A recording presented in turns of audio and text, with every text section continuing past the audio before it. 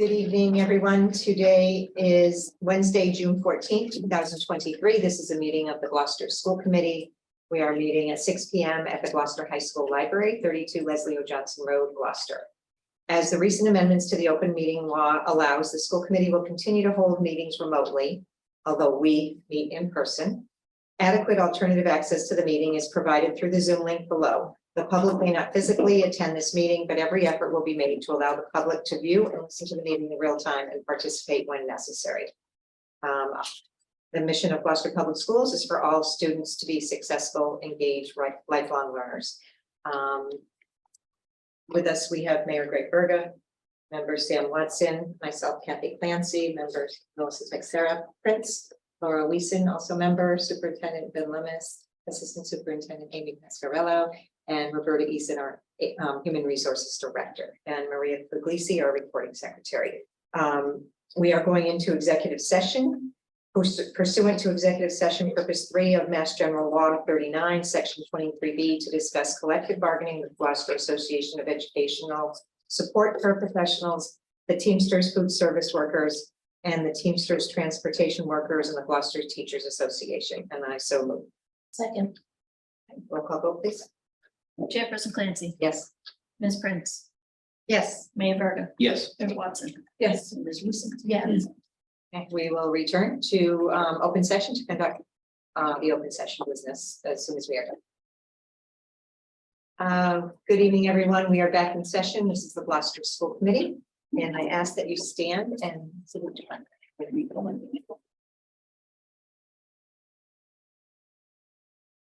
Pledge allegiance to the flag of the United States of America and to the republic which stands one nation under God, indivisible, with liberty and justice for all.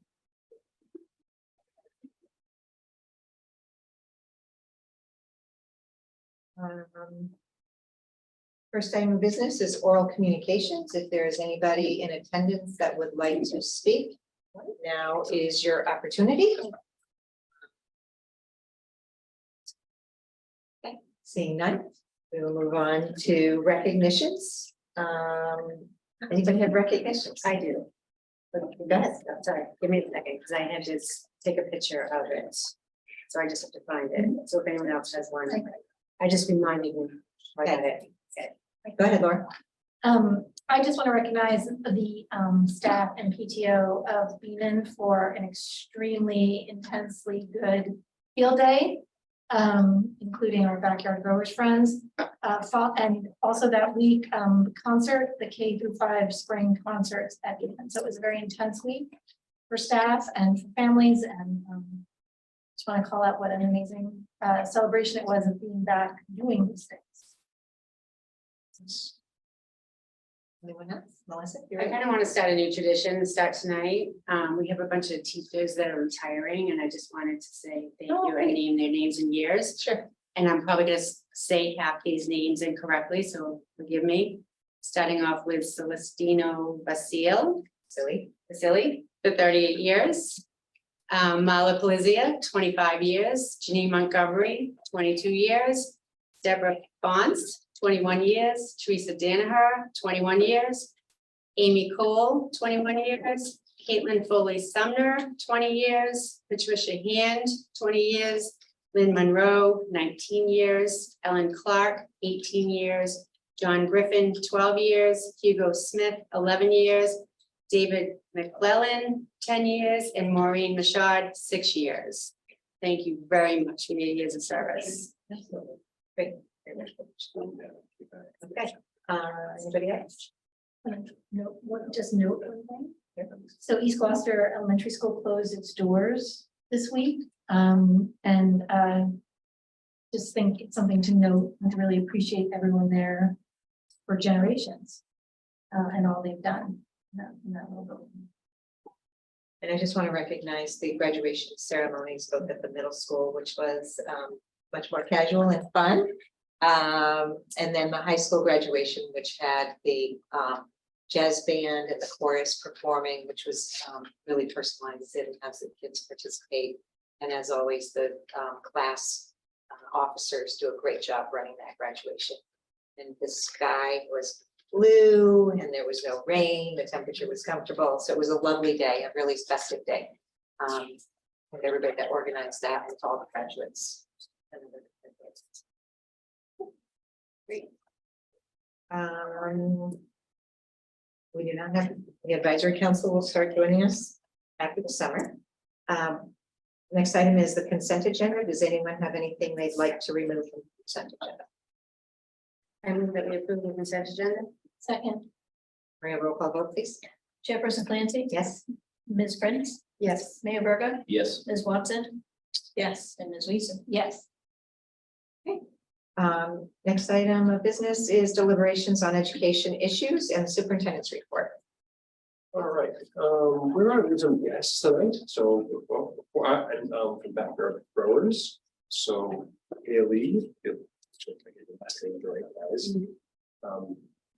Haley Small and Jess Reed are here, and they typically go with us at the school committee once a year, but they're at our schools all the time, and they're going to give us an update on just the work they've been doing and what our students been doing and what they've been growing and everything else. So welcome to both of you. Yeah, Oh, thank you. being here.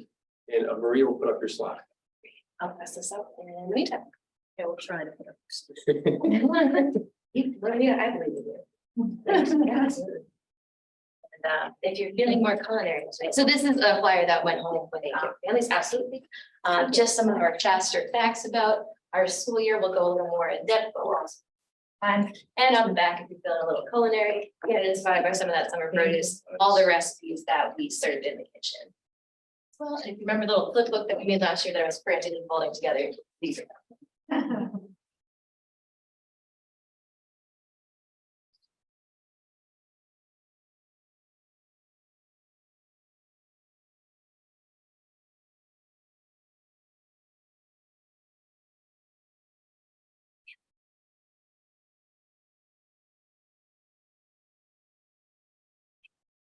Reset.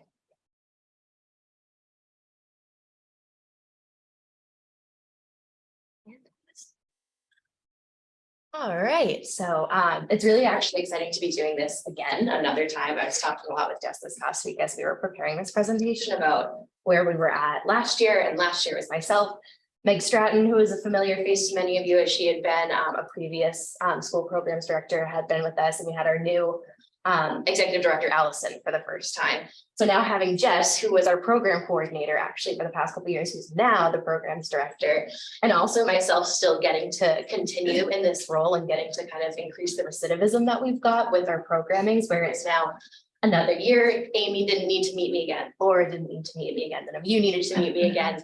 We got to hop right back into it. Was really exciting and a great baseline for the year. So speaking of baselines, talk a little bit about some of the basics of what we got done this year. This is the go-tos, and what's on your sheet in front of you. 2,000 kids that we were able to involve ourselves with this year, all the way from pre-K up to 8th grade.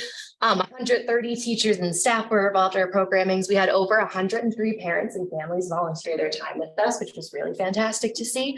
And throughout our 9 school gardens, including our transitional spaces at Veterans, our spaces at O'Malley, we were able to hold 8 taste tests of our local vegetables from actually 6 different farms and food producers. We baked 65 loaves of farm to table bread. We grew, harvested, and ate over 5,000 salads. That wrapped up today when I was over at Pathways Harvesting. We donated over 250 hours of volunteer time from those families. That number actually has cracked 300 now as we've been doing our end of year totals. We built 12 new garden beds. We led 2 professional developments, and in total, we planted over 400,000 seeds this year for different foods. Whole shebang so far. Where we ended up last year, this is also a piece where I love to do the continuity, because we did set kind of some goals and expectations of ourselves for this upcoming year of things we might want to try and do to expand our programming.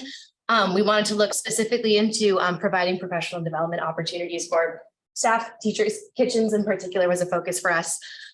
We wanted to incorporate some additional plantings in the garden and looking at how we can expand our harvest season. We've been seeing, some kind of longer summers and some interesting weather patterns in the past couple of years that have actually allowed for us to maybe think about the ways in which we can use those garden spaces more frequently and in a better capacity. as well as finally implementing our 6 to 8 curriculum at O'Malley, which has been a really exciting piece of our work that we were able to pilot last year. This year was the full implementation of that program, which we'll get to discuss with you all.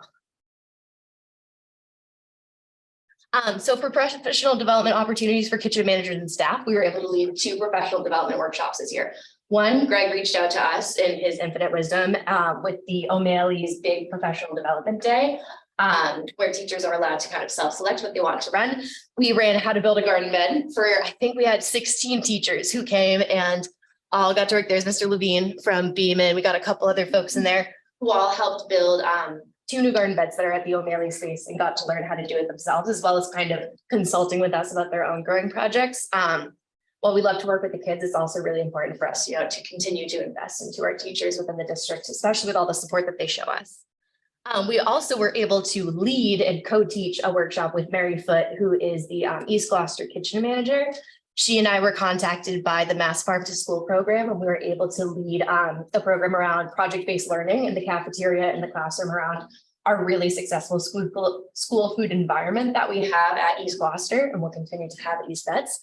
And we were able to present that to 24 teachers across Massachusetts. So it was really great to be able to partner and teach with Mary and provide her that opportunity to allow others to explore her kitchen and how she works with us. And then for folks around the state to be able to adopt our model. You also have questions about this, feel free to stop me. In addition to that, we also wanted to focus on some additional plantings and harvestings to, again, just continue to expand our access to super hyper local food within the school gardens. So we were able to actually do this through 5 different touch points. We were trying to focus on 1, we were able to do 5. So the ways in which that we were able to, where kale grown at O'Malley went directly into a pear, cabbage, and kale slaw that we served at all schools. We were able to do spinach and cherry tomato pizzas with spinach grown at Plum Cove. We had some rainbow carrots from a bumper crop at West Parish that kindergarten harvested for us right before Thanksgiving and served up in December. We had a squash cornbread. We were able to store 10 squashes from our fall harvest all the way through the winter, kept them around and was able to serve them at a later date when we needed them. And our green monster smoothies, we had spinach grown by the O'Malley 8th graders in order for our use in the elementary school cafeterias. And for our final piece, and probably our biggest one, was that full implementation of our 6 to 8 program that we've been calling People, Agriculture, and the Earth at O'Malley. We actually developed this big old curriculum binder, which is like very reminiscent of when I was getting my teaching license, that goes through all of the ways in which we're able to like vertically align our teaching and understanding like where do our kids come in at 6th grade with the K to 5 work that they've been doing around salad days, fall harvest, and taste tests, and what are they gaining from that then can be like directly connected into the standards they're learning about, right? When they come in 6th grade, they're talking about the advent of agriculture. They're talking about how civilizations were formed and the very first people. And what did they do to become a society, and growing corn to help them understand about how food systems were built and how that was the basis for these societies that they're learning about. 7th grade coming along with industrialization and some later places and understanding about, oh, now you can grow things like wheat that require so much more processing. And then we're able to use those practices and those machines that were developed to bake the bread that we then get to eat together in more of a community-based process. And with 8th grade, which is the brand new one, we were able to look at soil science and particularly their human interaction with the earth unit that they do at the start of the school year before they hop into aquaponics and talk about agriculture and how it can be made more, efficient and environmentally friendly. Allowing that to also be a predecessor to that piece around how can we maybe make agriculture more regenerative? How can we care for the earth around us? What effects to our action planet? Looking at the kind of scope of a school garden. But wait, there's more. We also did a bunch of other stuff. So Jess is going to talk a little bit actually about a really exciting program that we're able to partner with on the high school level as well. Yeah, thanks, Haley. For presenting everything. This has been a great school year for us. And we're particularly excited about a couple of new things that we've got going heading into next year. One of these things is a high school internship program that we piloted this year. We have had sort of off and on programming with Gloucester High School at the permaculture garden space in the back. I don't know how many of you have seen that or experienced it before. but it's sort of been reclaimed since the Lawal project that's going on back behind this building. So with the loss of that space, we started to think, all right, if we can't crack the case of getting a garden to the high school, how about we bring high schoolers out to the gardens that they experienced when they were in elementary school. So we started an internship program bringing high school students. This year we just started with one high school student, Emily, seen here, and brought her to our office did some teaching on our programs, how they work. You know, she experienced our elementary school program since she was in elementary school going through the grades. And so she had familiarity with it, but it was really cool to then elevate her to an implementer and a coordinator and a leader in those programs. So she worked with us 4 hours a week. It was a paid internship with the opportunity for credit as well. And the goals of the program were to, integrate Gloucester High School student into the backyard grower salad days and fall harvest days. So she worked with the planting of the salad greens and the harvesting of the salad greens at most of the elementary schools. We work with the students to enhance understanding of sustainable agriculture and urban gardening, enhance the students' understanding of local food systems, and introduce the student to nonprofit work. And so we would love for this in the future to be a sort of tailored program also to exploring different elements of nonprofit work that the students interested in addition to agriculture, urban agriculture, and food systems work, particularly with young students. So like I said, this year we started with Emily. We really hope to grow this program to a cohort of students in the future, working with the spring semester as that aligns with our program calendar. And we're super happy to have Emily on as a summer intern as well. So she's transitioning to a summer intern and will be working with us through the summer as well before she heads off to college. And here's some pictures of her. She weeded the gardens, took care of them, engaged in our taste test programming and the harvesting, washing, and planting of spring greens. And this summer she'll be taking care of a lot of the school gardens. So it's great to have her on for such a long period of time. In addition to that, obviously, where it's been a big year for Gloucester Public Schools with the consolidation of two of them, it's been a big year for us in planning this. And the really fantastic thing about our involvement with East Veterans is how, as you can tell by this like gorgeous blueprint that our friend Phil sent us, the gardens were a part of the plan. And that kind of speaks to how deep we've been able to like involve ourselves and how strong the partnership is, where when new schools are built, gardens are a part of that plan just as much as a gym or a cafeteria or a place to play, which really like makes me really think about how like, I don't know, it just makes me think about like a lot of things about how like fantastic this partnership is, where it's like rock solid like this. It goes hand in hand. And so we'll actually, this will be our biggest garden yet in any of the Gloucester schools. It beats out O'Malley's corn garden by 1 bed, where it will be 12 brand new beds for both of the schools meeting back together. And it's really exciting to see, having seen like the kids over at St. Anne's with veterans for the past years and the kids over at East Gloucester having their last years in that school and being able to bring their experiences in the gardens, whatever they may have been, together in this like really big celebratory place around food and growing and community. So I'm really excited to get into there. And the last piece, obviously, a big part of our work also extends kind of beyond the scope of the schools and into our local food community and system. So last year, one of our biggest partners, Alprilla Farm in Essex, Massachusetts, where we sourced the majority of our produce from and was a really great friend of ours, moved out to New Hampshire. And so we were kind of worried about how it was that we were going to be able to sustainably source our food through different partners. And it actually allowed for us to break down a lot more barriers and introduce ourselves to more folks in the area. And then also introduce those into the students that we work with, the parents and families that volunteer with us, the kitchens that we work with, Martha Jo Fleming, all the folks who are kind of in our network around the kitchens. And so last year we had 3 really great farm partners, really great to work with them, sourced us delicious stuff. But this past year we were able to expand to about 8 new partners that were fantastic to have and to be able to feature in the cafeterias, as well as this guy right here. That illustrates a little bit better what our local food looks like. And for some folks and some kids, it might be my local food looks like the shop that's downtown, but it's also understanding, even if I'm not accessing it or I'm only accessing it this one lunch today with what's in front of me, there's a whole network of places that can feed me just right outside here. Or in some places with their schools, looking back at how much they're able to grow in just a small plot of land. What's the camera? Where is the camera? But I think they only see. They're seeing the They're only seeing the slideshow, they're not. I will figure out a way for them to see us. I'm sure. Promise. Your moment, Haley. Oh, here we go. Now I see myself. You're right in there. Yeah. Excellent.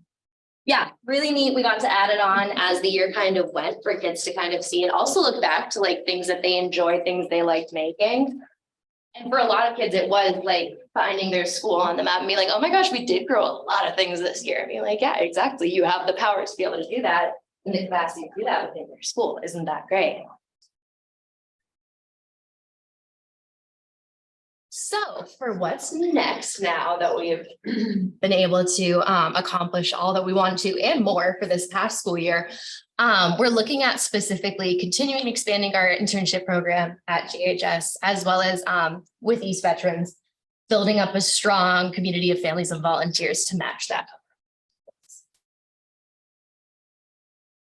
And so a final piece to leave you, and as we had Emily in our orbit this year as an intern and her reflecting on her experiences in elementary school with these programs and the cafeterias and the gardens, we came to realize that the 8th graders going into 9th grade now are the first group to have experienced pre-K to 8 whole time. I know, right? It's great. And so this is Henry Harrison, if those of you know him, at his kindergarten fall harvest. And that's him testing soil at the O'Malley Wheat Garden this past year. Crazy. When I found those photos, I was like, shut up, no way. And so to wrap things up, we had a letter writing campaign for a recent piece of legislation around food systems literacy and for kids across Massachusetts to get to experience this more in their classrooms, as our kids get to do in Gloucester. And Riley Kavanaugh, who's a fantastic writer, wrote up a piece for us to share with the Senate about how Backyard Growers is a program that represents a positive way for kids to express their inner green thumb. They combine things from all sorts of actual in-school subjects, and this includes math, where we weigh our harvesting, science, when we learn how things grow, and even history, when we learn about inventions used to harvest, grow, and even make do with the plant. I personally have learned so much through this fun experience and hope many other children will get the same opportunity. We got to learn where our food comes from and got to indulge in the making of products itself. What a wonderful thing to know going into our future. This is all thanks to Thank you all so much. Thank you all so much. Great year, A1. Hope you enjoy the recipes. The sweet potato tater tots are my favorite one on the back. It's the January recipe. And if you have any questions, you're welcome to ask, but I'm looking forward to another one, folks. Yeah, Laura. Laura, go ahead. So it's not really a question. First, a thank you.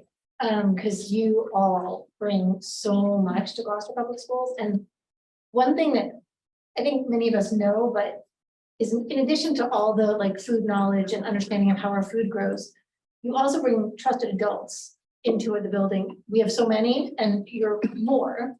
And the way you interact with students as they're trying things or not trying things or liking things and not liking things and develop relationships. Like you said, there's continuity. You see that continuity in the cafeteria. So that's a real gift to our students and our families. And I just want to really thank you and take that.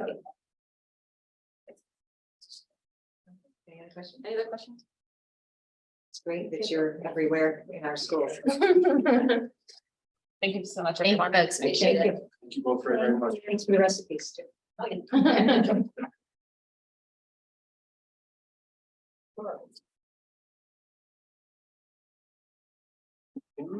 Sure. I'm going to show some school updates while Nancy Cook is getting here to join us. Let me share my screen. Right.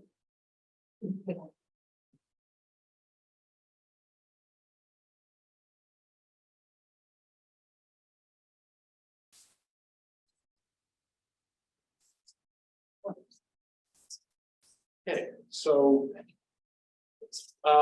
as we always say, every day matters in our public schools, and even today, those schools out, and everybody belongs every day. So I'm going to give you a few updates. Here's the minutes. So obviously already back in Growers gave us an excellent presentation, but they're excellent work with our students. I'll give a bunch of school updates right now. Wrap up lots of examples of wrapping up the year, some of which the school members have already mentioned. Which Cook is here to give us the GHS plans for the plans of our graduates. And then some of our great coaches, instructional coaches from elementary will give us a end of year learning update with Ms. Pascarello. And then a couple brief updates, checking on my evaluation process, and then Ms. Federer's school update. So I'll jump right in with just the school updates. We haven't had a meeting in 3 weeks, so there's a lot of end of the year activities that have been completed. One of the best, one of my favorites was, I'm not sure if it's the first ever, but as folks may remember, we have a concert band at the high school for the first time, perhaps ever. No one's quite sure, but our long tenured folks can't remember having one. Thank you, Mr. Cook over there. And more than 100 people gathered to hear the jazz band and the concert band perform at the bandstand at Sacred Park. And we've had 2 really gorgeous days in the last 2 weeks or so. One was this night and one was graduation. So, but this was just 2. Yeah.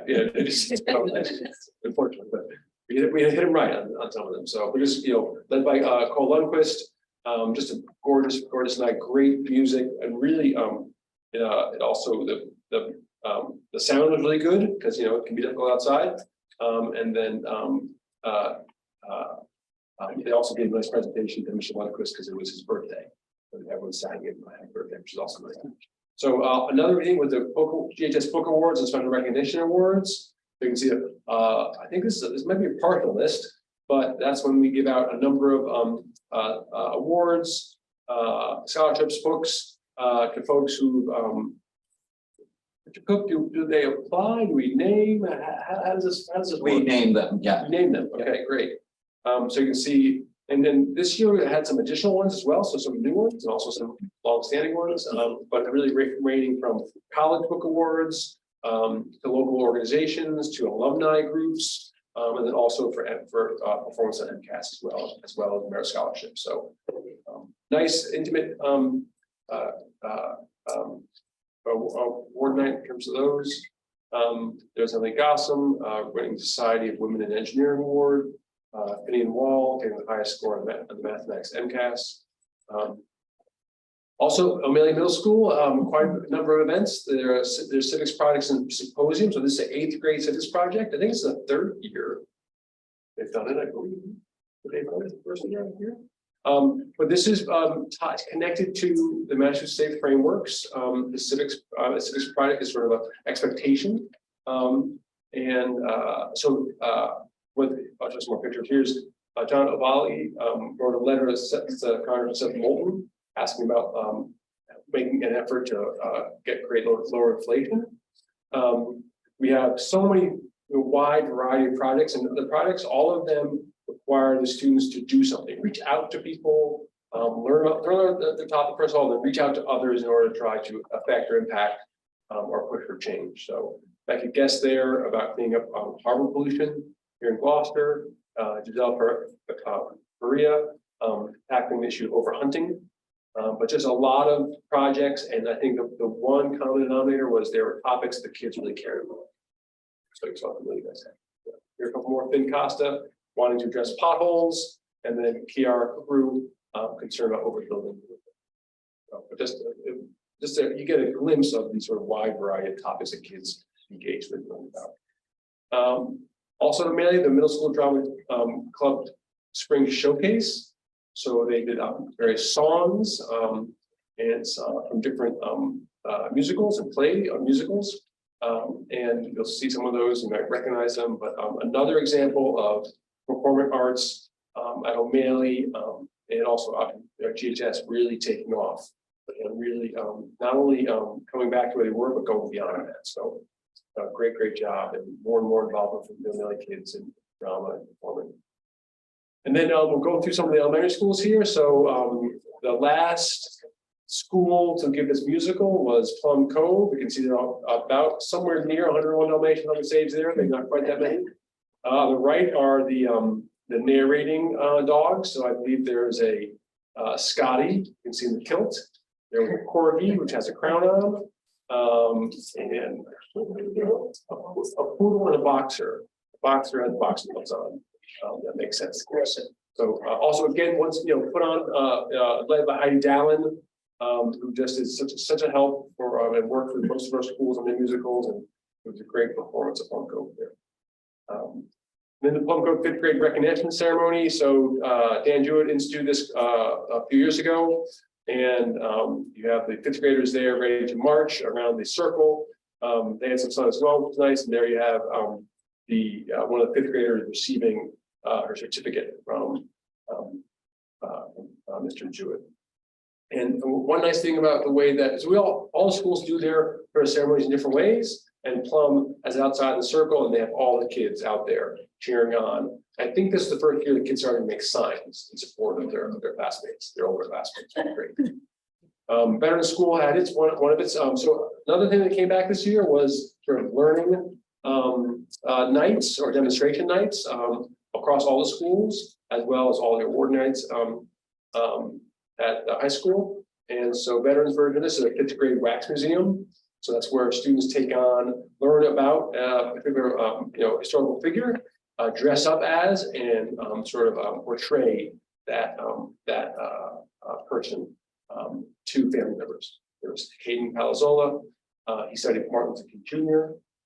Ash Rose there on the left, working on a speech of George Washington, and Nevaeh Stedman holding a stuffed corgi. That's going to be a theme tonight, but she was as it gets in the character too. Of course, was also part of the corgis. Veteran School won a couple last slides for them. So of course they're moving on, and we'll be joining with East Gloucester next year. This is their moving on ceremony. This is in the bottom of St. Anne's Church. You have their eagle rocking there as entering in with the 5th graders. The eagle was a 4th grader at that honor. And then on the right there, the 5th graders sing the song as part of their ceremony. So Beeman had their school demonstration night, focusing on deep understanding of family and community heritage. And kids dressed up in vintage costumes. 4th graders had their projects on landmarks and traditions on Cape Ann. Kindergarten created paper mache octopuses related to their course of study, and on. But in there you see 5th grader Robert Beloff portraying Howard Blackburn, of course, the famed Gloucester businessman fisherman, which a number of elements around the city are named after. And some more examples from the Beeman Elementary School demonstration night. This is a heritage quilt from the 2nd graders on the left, and their 4th graders project on St. Peter's Fiesta. I think those are probably singles there on the left. I think it looks like a little greasy bowl as well. West Parish, again, their celebration of learning. Students, I mentioned before, but this students were performing the American symbols on parade. Which there, I think it was a joint effort by the 5th graders and the 1st graders, right? Yeah, great. But lots of folks coming out to see that, and that performance as well. Their celebration learning, the 5th graders have seen Laylies there, artworks on display. And then, of course, the field day at West Parish, a little bit of rain for that, but everyone was fine. 4th grader racing there with water-filled plungers. I don't know what that's about. With the dunk tank, everyone knows what a dunk tank is all about. I do not know who that is there, but I feel very sorry for them. You think that person? Can't tell. No. Anyway, it looks like they're about to get wetter. Quite a few teachers volunteered to do that. Parents too. Parents.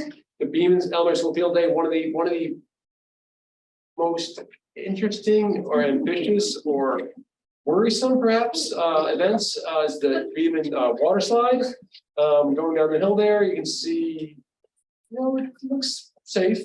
And then also kindergartens playing around Giant Connect 4. So it's a great day outdoors at Beeman. Is that? They're in the Gaga. They're in the Gaga pit playing Connect 4. Yes, there we go. Jump rope. Well, now we have the Plum Cove. So again, this is sort of things that hasn't come in the past, but now it's fully happening again at all our schools, field days, celebration of learning. So just really happy about that. And then of course, Veterans had its closing 2 years ago from their school. And that was a little bit different because it was, at the end of the first year of COVID. And so forward, just, and they're also moving, they're staying together, moving to St. Anne's. East Gloucester is different this time. They are, they've been in their school, been able to stay in their school, and so this is really their goodbye. So all the things they were doing had a real sense of meaning, but also and purpose, but also bittersweet as well. So here's the school portfolio tonight. All these are the last East Gloucester celebration of these. The portfolio night was there, which they've done for years. Start that over. Portfolio name was a change while I was there. This is the 5th grade version of it. Then every East Gloucester school received a gift bag that includes their yearbooks, of course. And then the school PTO puts on pizza, dinner, cupcakes, and refreshment. Well, before you're there. Time capsule opening. You may have seen an article of paper about this. There was Pasquarello looking at I think a blueprint, one of the original blueprints from the school. But we are able to pull out 2 different things from the original building when they first opened in 1948, and then 50th anniversary. They added things to their time capsule in 1998, and we unveiled those, and there was a whole Ceremony. but the kids were out there. The band performed, but the whole school was out there, which is great. And there was blueprints and I think pictures and old documents from in the 1918s. I think there was like a school committee document, that sort of thing. There was letters from yesteryear and newspapers. So just really neat. Besides that, there were the smaller Ones, right? Some original art and drawings of the additional school, and most of that, if not all of it, will be going into the East Veterans town capsule as well. One of the newspaper articles talks about bringing 2 schools together to make these Gloucester in that area. It was now, but yeah, so Yeah. those will be on display. Mhm. And then the final field day is Gloucester. And I believe this is a photo from Martin Delvecchio's growth. Yeah. You can see the whole school out there in their colorful features. Great. That was just last week. O'Malley, as Kathy Tent said, O'Malley's 8th grade closing ceremony. The mayor was there, and Alyssa was able to go, and Bill Melvin and Kathy. I spoke, and Lynn Beatty spoke. We gave her a little bit of a send off there. And then 8th grade Lily Whaley gave some great remarks as the 8th grade speaker, urging her classmates to remember what they've gone through and their resilience, and encouraging them to be confident and optimistic going forward. So they've never accomplished. So that was great. Some more photos from there, handing out the certificates. The 8th graders there. It's Brian Odessa, one of the assistant principals. On the right, we've got Tanner Smith and Connor Olvera, showing their certificates of completion. And now we move, last but certainly not least, to the high school. For the 2nd year in a row, parents organized to have every graduate have a sign on the boulevard. This year, they reach out to local businesses, Cape Ann Whale Watch, the Franklin, Launch by Marine, Favaza, Johnson Insurance, Rockport Mortgage, and others to help out with the yard signs. So they also gave them a sign, a couple signs there on the recognize and thank them on the boulevard. And then, of course, graduation. So some photos from there. 185 graduates. You'll hear more about tonight. Tyler Weed was the valedictorian. 185 graduates received their diplomas. Elijah Saruf was a salutatorian. Nicholas Koros is the class president, and so all 3 of those gentlemen spoke. And so that concludes pretty wonderful year. Not always easy. School's never easy. It's always challenging, and there's requires so much energy and hard work from our staff, and of course from our students. But it's a year I think many of us felt came to an end very quickly. Obviously, the superintendent didn't call any snow days this year, which is good in some ways. Difficult the month of February and January, but we're all getting out quite a bit earlier. But it did seem that things were kind of rushed and have come suddenly for all of us.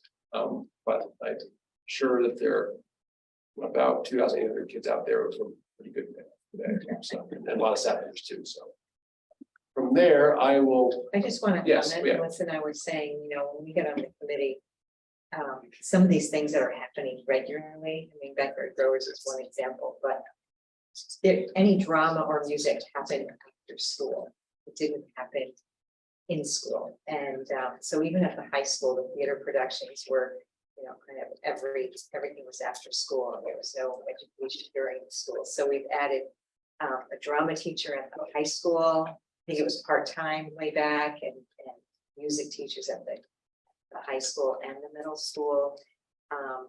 Plays, I think East Gloucester had a history of having a play, but not necessarily every school. So the Gloucester Education Foundation made sure every school got funding to have some professional help.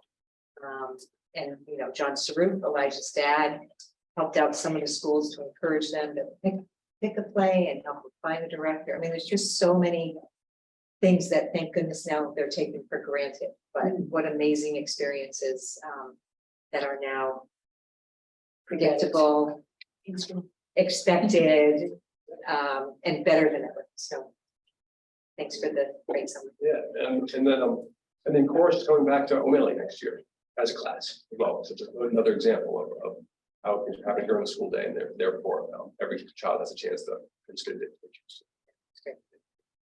All right, I'll hand it off to Mr. Cook, and he'll give us a rundown of our graduate plans. Sure, sounds good. Yeah, and just to piggyback as a transition off what Kathy just said, we know that a lot of those special activities that students are involved with really show up in students' plans, post-secondary plans, right? They receive a really broad education that provides a solid foundation, but they're also able to go deeply into particular areas of study and extracurricular activities, and that often helps shape their next steps, which is really exciting.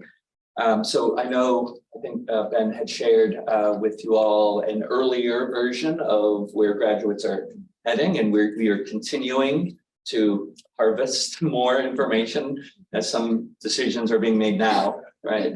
And so guidance counselors, you may know, still work after the end of the year for another week, and so they're gathering more. So I have the latest sort of information hot off the press to share with you today, and then just want to hit some highlights and give a kind of general sense of some of the places our students are going, some of the trends, and sort of popular destinations for our students for their post-secondary plans. So first, to start with, colleges students are attending. Most of our students do stick nearby. And some of the highlights of the Massachusetts school students who'll be attending next year are Smith College, Worcester Polytech, as usual, it's a place we love, Clark University as well, a school that has really been a home for several of our students, including 3 students in this class, Suffolk University, Nichols College with 5 students, and Troy College with 4 students attending. Some of the local schools, in addition to 4 students going to the Wentworth Institute of Technology. So some of that represents a shift in some of what are the more popular schools for our students to attend. We're making great use of the state schools here with a dozen students heading off to North Shore Community College right now. That number will increase. A dozen students are already there and in, half a dozen students going to Salem State, and 4 of our students going to UMass Amherst, as well as students going to UMass Dartmouth, 2 students going to UMass Lowell, Fitchburg State, Framingham State, Worcester State. The Massachusetts College of Art and Design has 4 of our students. You may remember that this was the first year we had a separate award ceremony and celebration night for the visual arts. We also had a separate night for our vocational program for the first time this year, and I'll mention that also a little bit later. And then Massachusetts College of Pharmacy, also we have a student going there. So we're really making great use of the whole state system at Gloucester High School. Others kind of moving out beyond Massachusetts, we have students heading to, we have a student heading to Dartmouth College, which is the 12th ranked school nationally, University of New Hampshire, Plymouth State. Got a lot of kids going down to Rhode Island. The coast near URI is very familiar, but it's away from the family, but close enough, right? URI has grown in popularity. We have 5 students going to URI out of this class, and 5 students going to Salve Regina in Rhode Island as well, which is a beautiful campus if you ever get a chance to go down there. And then Roger Williams, 2 students going there. Connecticut, we have Sacred Heart University and the University of Connecticut. Students going up to Maine, the University of New England, and the Maine College of Art and Design. And then students going to University of Vermont and Norwich University around New England. And then we have the folks venturing beyond New England, and this is a larger list than in other years I've presented, with a student going to New York University and another student in New York going to Fordham University. We have a student going down to Carnegie Mellon University in Pittsburgh, which isn't well known here, but is one of the top engineering schools in the country. It's the 5th best engineering school in the country. So we're really excited about venturing out to a new place for a JHS student. And then we have students going to Ohio University, North Carolina State, Appalachian State, East Carolina University, Nova Southern down in Florida, University of South Carolina, and also in South Carolina, Wofford College, and Louisiana State University. Then we have a few kids heading out to the West Coast, going to Cal Poly. We have 1 student, another great technical school, San Francisco State and San Diego State. But the farthest afield student will be going to Oxford Brookes University in Oxford, England, to study motorsport engineering in the coming year. So our engineering students, we hear a lot about, it's really going all over the place in finding some of the great engineering schools around. Then, shifting to some of the other post-secondary options that our students partake of. We're really excited to have already 4 students committed to Gloucester Biotech Academy. That number will grow as well, as it always does. But they're among 11 students going to career education, which is a bigger number than we've had recently, including a student going to Lincoln Tech Institute in New Jersey, is the farthest this year there. We have 6 students taking a gap year and doing different volunteering, different kinds of programming. We have 2 students in apprenticeships as electricians in the year coming, and then other students heading into jobs. Currently, 1 student reported going directly into the military.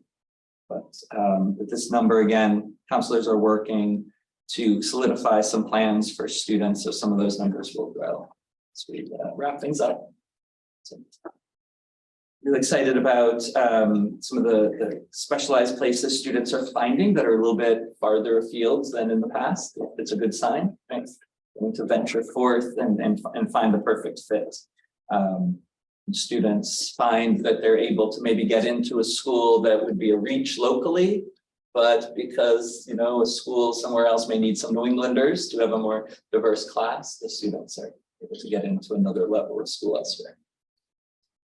So that's the latest, hot off the presses. So some of that is not in what was shared earlier, but it's the latest based on today. Question. When you have sort of the final tally, could you send us sort of like a percentage Sure. of all the breakdowns? Yep. There's been people that have asked percentage wise what's happening in the graduating class. So some on that list that I know as unknowns Yeah. are known now. Yes, exactly. So- Yes, we're shrinking the unknowns. Yeah. That's a big goal. And it's also a multi-year goal, as you all know, from the plan for ongoing improvement. It's one of the target areas is we want 0 unknowns. Yeah. Is the goal. So 3 years from now, I hope to be able to present all the students, maybe not on June 14th, but in September, that we have no unknowns. What James is obviously directly addressing is, just the work we want to do starting in 8th grade, at the latest grade. I'm helping, and actually my remarks 8th grade, they concern me address this directly was, part of our high school students' work during high school is to figure out what the next step after their walk across the stage is. And by keeping good track of it, like you're doing, there are probably about 60 or 70 students, not just on a rough count here. we don't know yet. But really. 40 today. Is it, oh, 40, okay, it's only Yeah, so 40, we yeah. reduced. Yeah, Yeah, yeah, so we can now really track, how many students, I'm gonna get it less and less, as James said, but really it's essential that our kids know what the next step after high school graduation is. Doesn't mean they're committing to that for 40 years, that doesn't happen anymore, but they have a next step that fits for them, that they've chosen, and we've helped them prepare for, be successful, whatever the next step is, and I just think the range here, I think, is of tremendous value.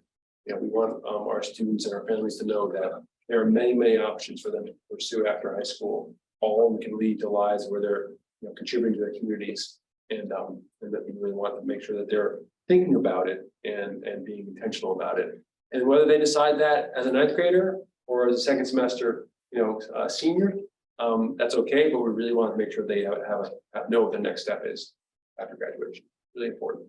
I have two questions. One is, I'm really impressed by the number that are going to Gloucester Biotech, because I know in the earlier years, it was very difficult to have students kind of consider it and know enough about it to make that commitment. So had we had kids go there last year as well? We did, oh, for sure, yes, but this year we had some kids commit earlier than usual.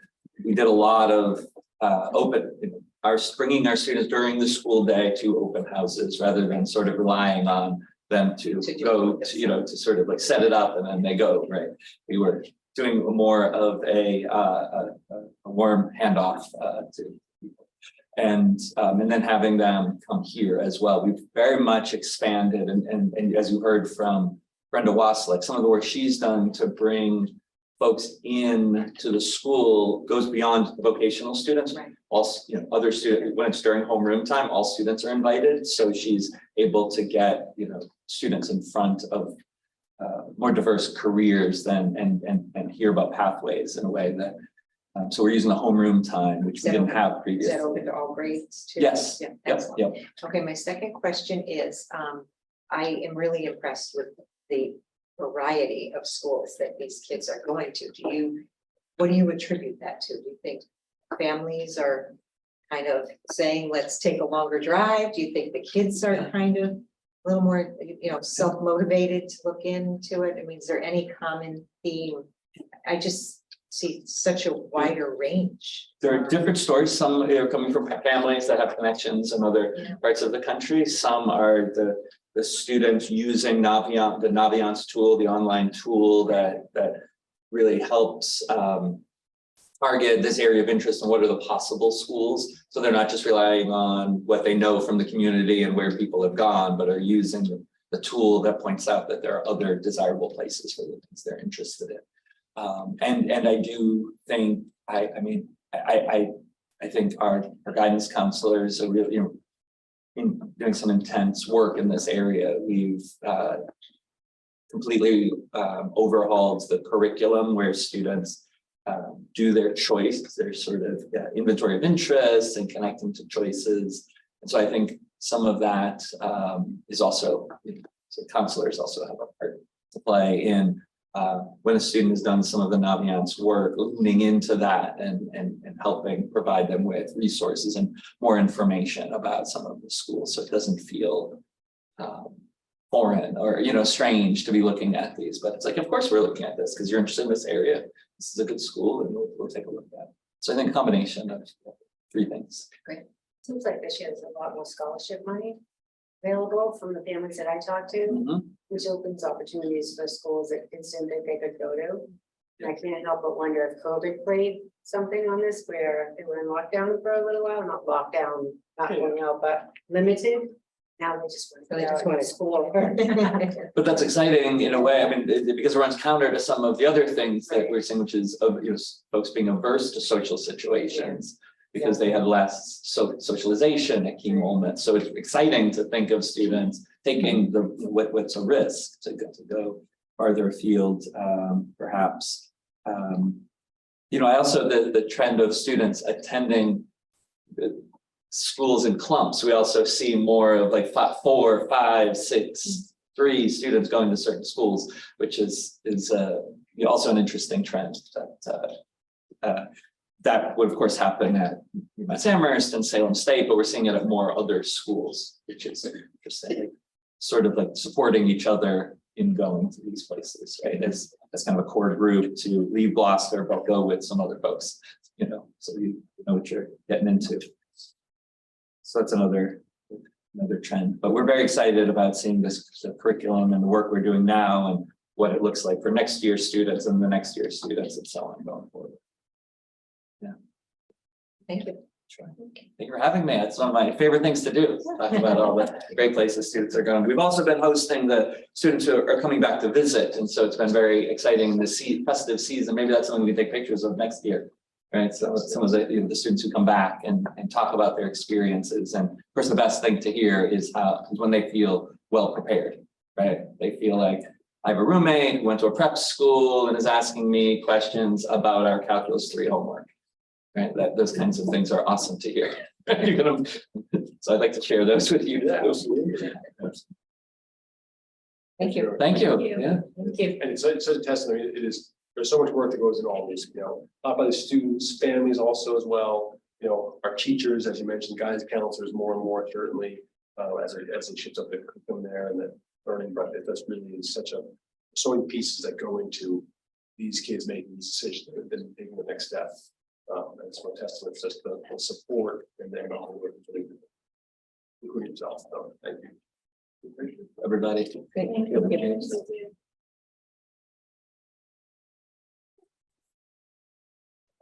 There. Next. We're going to get this team organized up here to present to you as we do for Elementary and O'Malley. Everyone who's here is give you the learning update and video learning update from our benchmark assessments. And at our next meeting, we'll have the O'Malley team here. Give their end of the year. So I'm going to hand it off to Esprella here. Okay.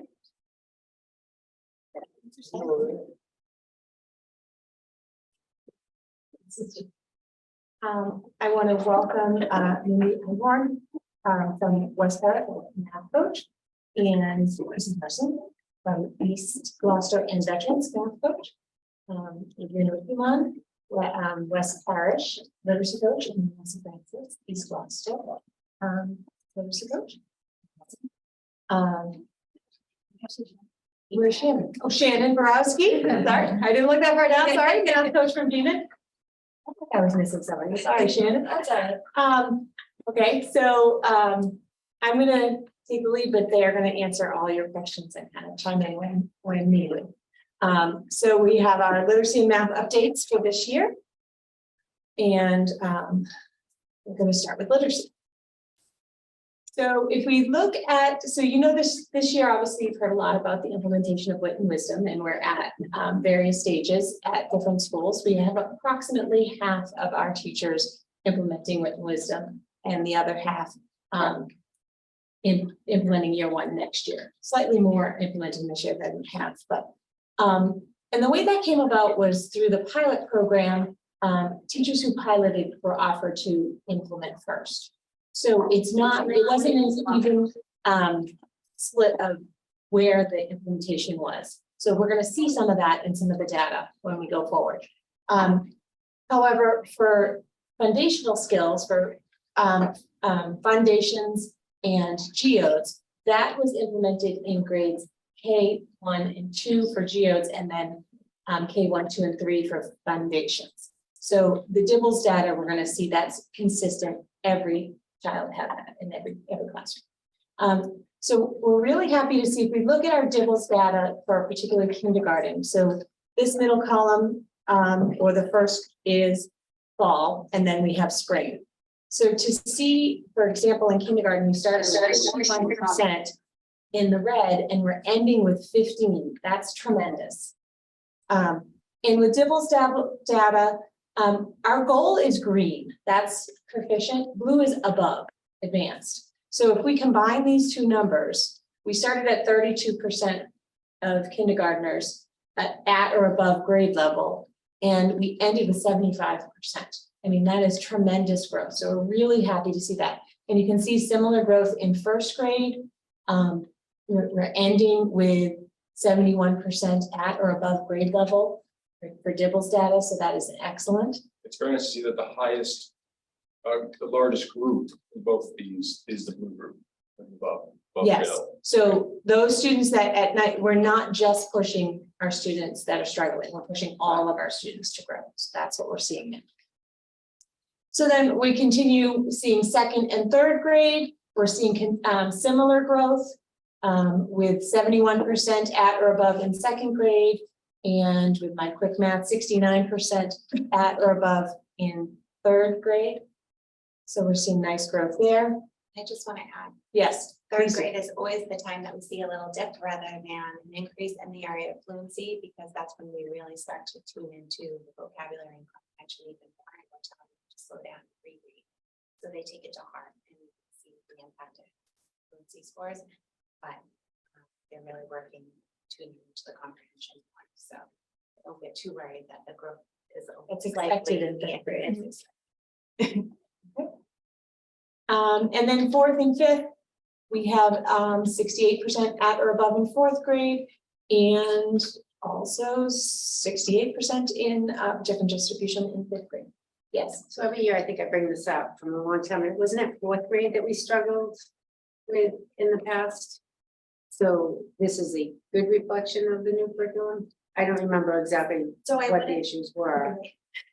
I wouldn't say that we can really attribute any of this data to the full implementation quite yet. Like, we could definitely pull out pockets and I could tell you, oh yes, this teacher and that teacher.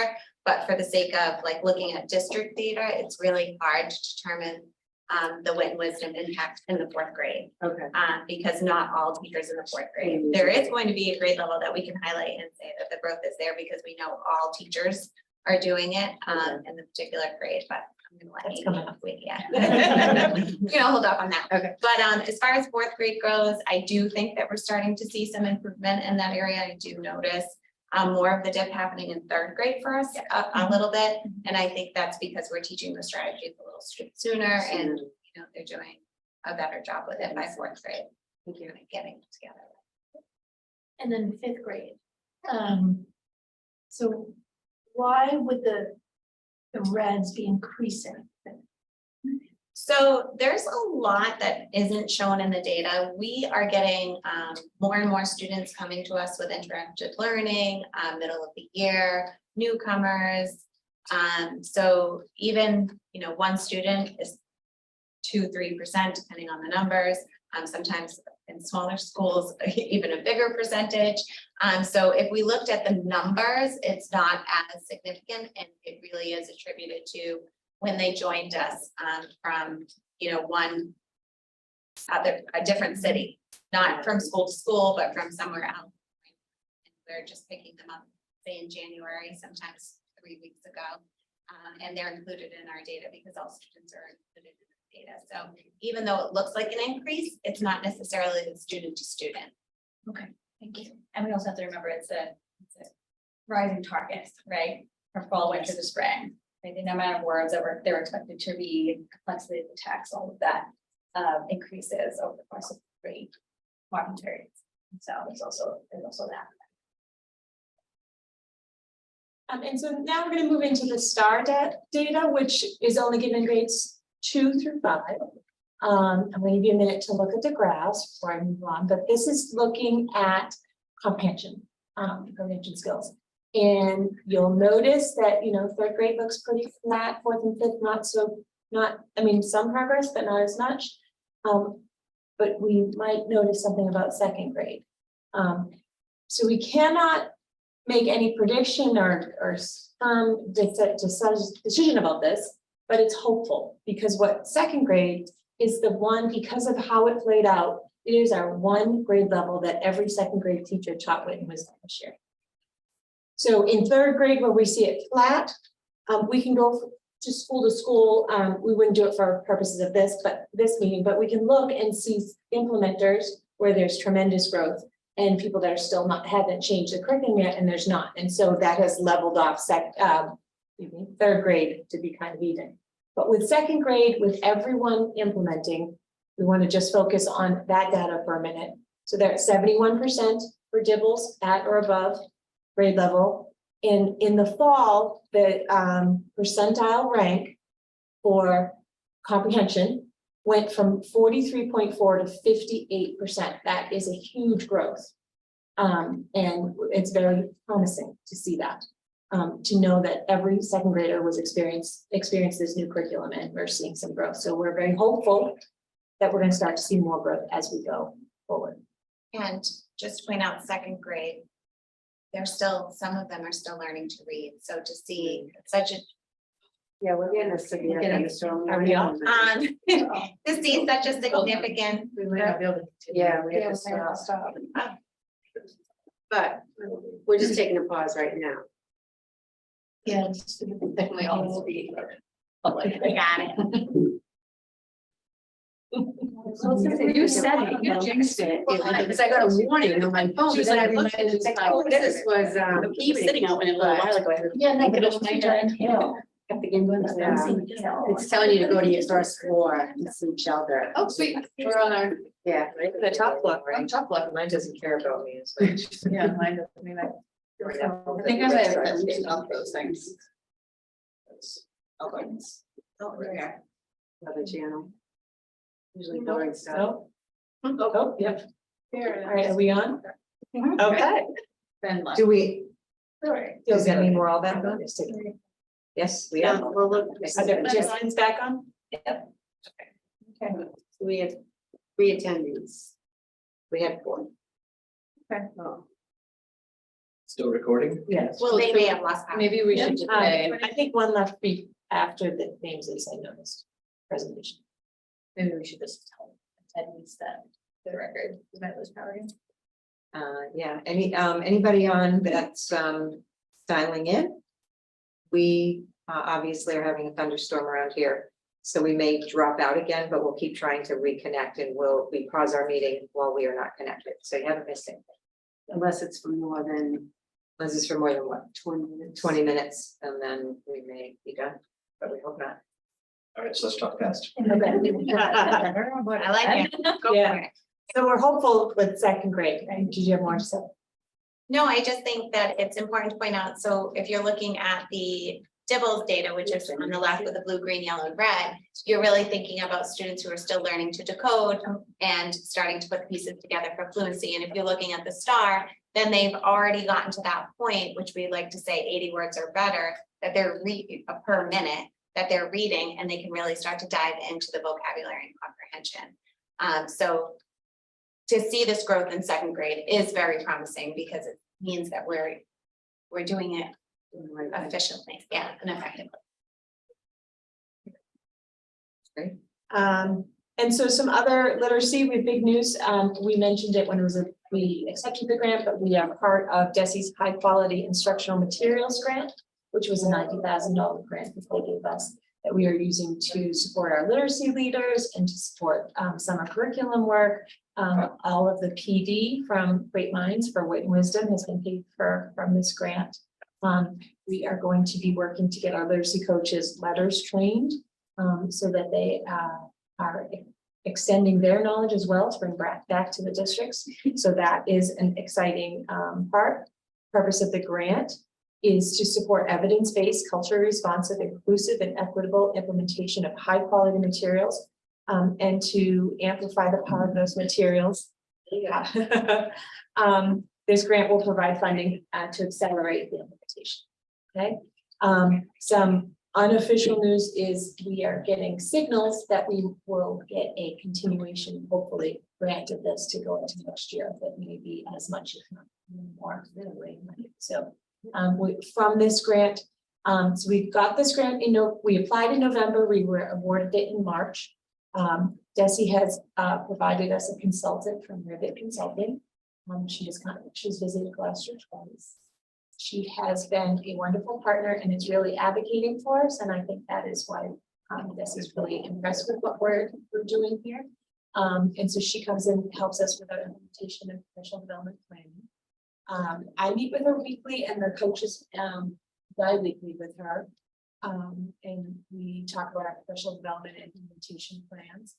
And mostly right now, she's a gigantic fan of what Yes. by these folks and also there's leaders, but she is all in on Gloucester, how we're doing this. Yes, and she hasn't really changed our implementation at all. She's had us focus, our instructional focus to articulate it a little more.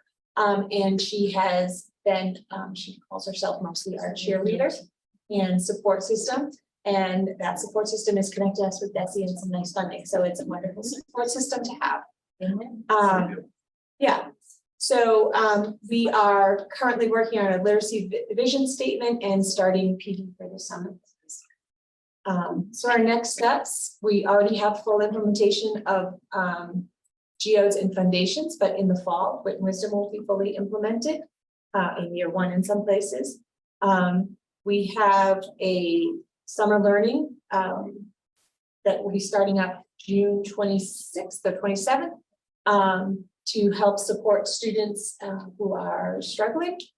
We've added an EL classroom for newcomers to that program, so that's excellent. We also will be adopting the M class screener, which is a dyslexia screener. We piloted it in 3 schools this year, and we have decided to take it on for next year. It's actually still the DIBELS test. The M class is a platform that I could feel more support. I could feel you telling. But the M class is the platform that really lets us dive in deep into the data, and we can put the data right in online, and we can very quickly and efficiently run the reports and see where the gaps are. So it is a wonderful set to have that.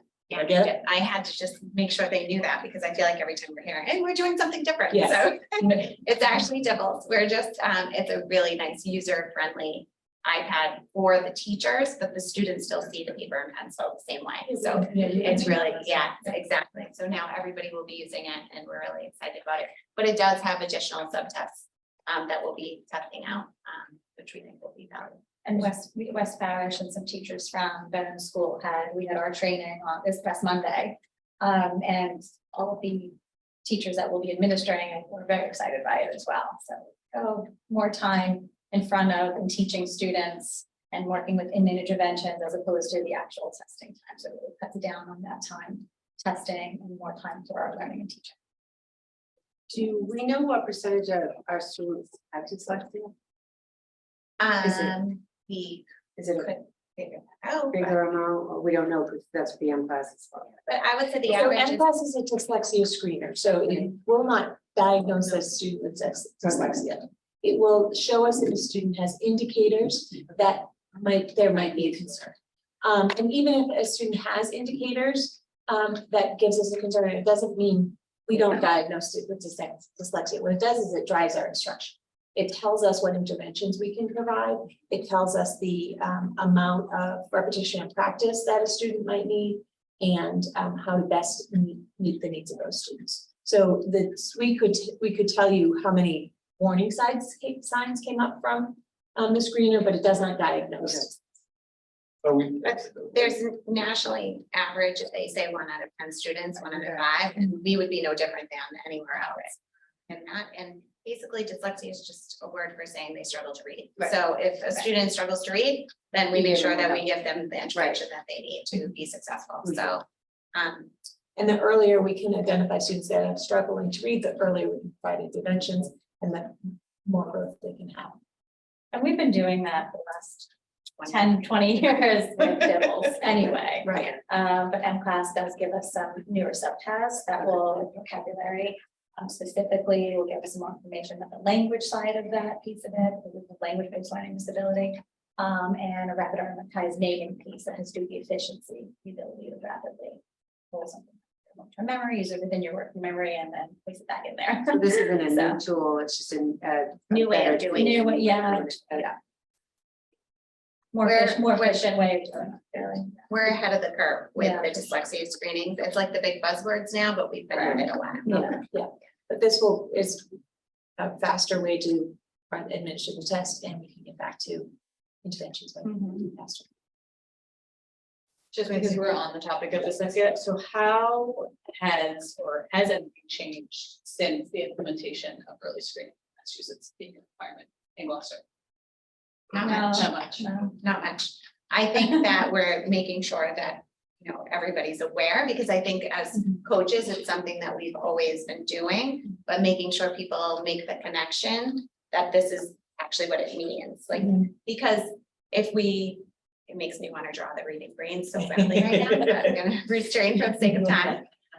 But basically, if you know the reading brain, there's the phonological side and then the orthographic side, which is basically the sound system and then the visual system. And the subtests that we use target those systems. And what she was talking about, the RAND, which is the rapid automatic naming, is how quickly you can retrieve, use that information. And those are the connectors in the reading brain, right? So then you have the vocabulary and the comprehension, which is all part of the reading brain too, which is why we're using STAR as well. So we're connecting the decoding piece and the language comprehension piece, and that's something we've been assessing on forever. But we're making sure now that parents, because there is a lot of buzz around it, have that understanding. So when we sit down at IEP meetings, or even sit down at Meet the Teacher and we sit down at parent conferences, that we're using the language so that they understand that this is something that we've always done, but this is actually, well, you know, and explaining it a little better. I would say that that's the difference, is we are making sure we're explaining it better than we have in the past. And with teachers as well, right? Yeah. The PD help teachers understand how to interpret the data that we are receiving, instead of us just coming and saying, well, here it is, and we have to target it in these ways. Teachers are thinking it more and saying, I'm seeing these characteristics in my classroom, and I also see it backed up with the data here. How can I support them better? So it's opening up more conversations between teachers, specialists, specialized teachers within this, Which will become less scary, right? yeah, I mean, it's just demystifying it. I mean, I think everyone's aware of it. It's like understanding it, just having those conversations about it. And then, you know, trusting that we have all of these pieces in place to support students in our schools. And I mean, there's such a spectrum, right? I Right. mean, every student, even All if they have same thing. dyslexia, doesn't mean it's a severe disability. It could just be little glitches. And that's why we provide the appropriate intervention based on the information that we're getting from the data. Yeah, it's definitely not a one size fits all. It's never, Very. we've never operated that way. It's always been very targeted. It's not like, oh, everyone just gets this. It's really, we dive as much as we can into all of these tools that we have.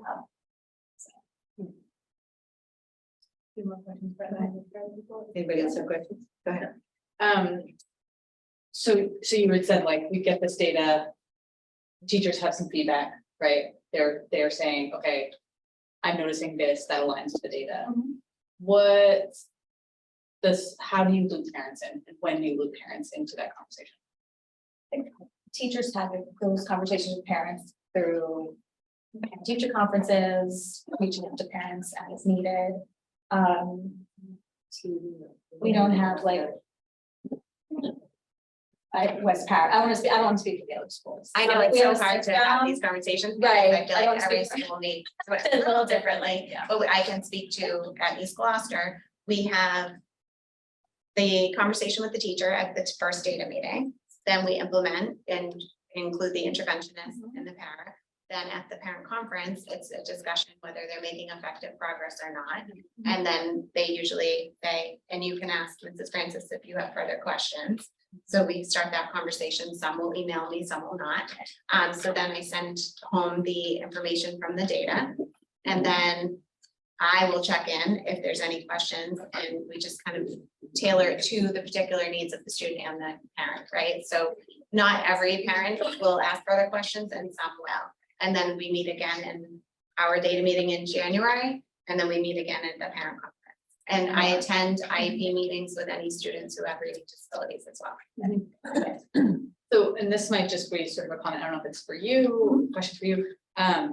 So it's just interesting that every school does this differently. And we're not saying that they do, we just don't know. I for can't speak sure. for We that. can't No, I- speak for each other. Our thought process is very similar. Yeah. So Yeah. I would say that every school uses the same data. Every yeah, school no, I know uses the that. same assessment. Every school looks at the same warning signs. Yeah. The interventions at each school are very similar. Yeah. I would almost say the same, but I don't want to give an absolute. Right. But the interventions are very similar. The amount of communication with parents in particular, that is something that is done through parent conferences. Normally, when it becomes more severe, if we try an intervention, and interventions, we typically go 6 to 8 weeks. If we try an intervention and it's not working, the team comes back together and tries something else, right? Or ask why.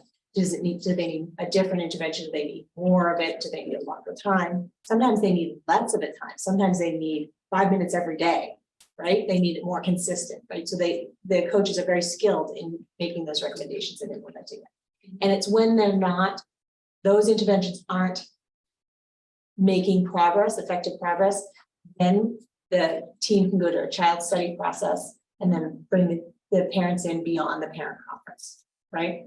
But parent conference and report cards, there should be some indicator of something, even in the early stages of it. But not until we really have done our due diligence to see what's happening and how we can make recommendations. Then we're going to go to child study. We might go to bigger meetings, those kind of things. And child study, so I have some more comments about communicating with parents, but the child study happens when you've done tier 2 and tier 3 and it's still not working, or you do child study somewhere in between there. You can bring a child study at any point in time, yeah. And it doesn't have to be a struggling student. either. No, It can be a student that would like to be enriched more, a teacher can bring them up to child study. and it doesn't even have to be literacy now, it can be behavioral, socially, emotionally. It's just to get the minds around the table and how we can help the student in whatever way that the teacher's looking. Right, and I think in that case, which is really an important part of the process, instead of skipping right to the student needs to be tested.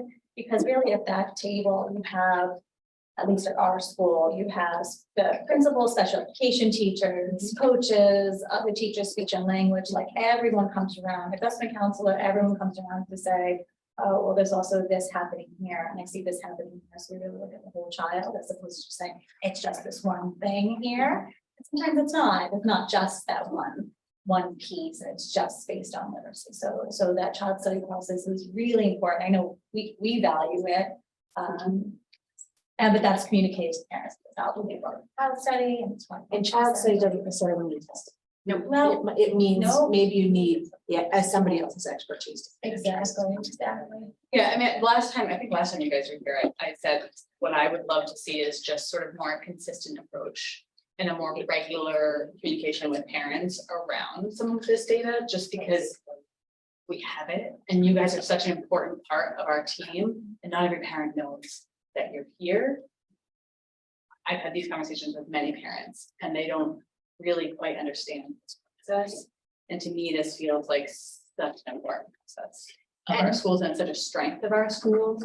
And I request data from my kids' teachers. That's what I do. Not every parent knows if they can do that. And it gives me the ability to say like, oh, I'm noticing this. What's happening? What are you seeing? What can I implement? What can I change? How can I help at home?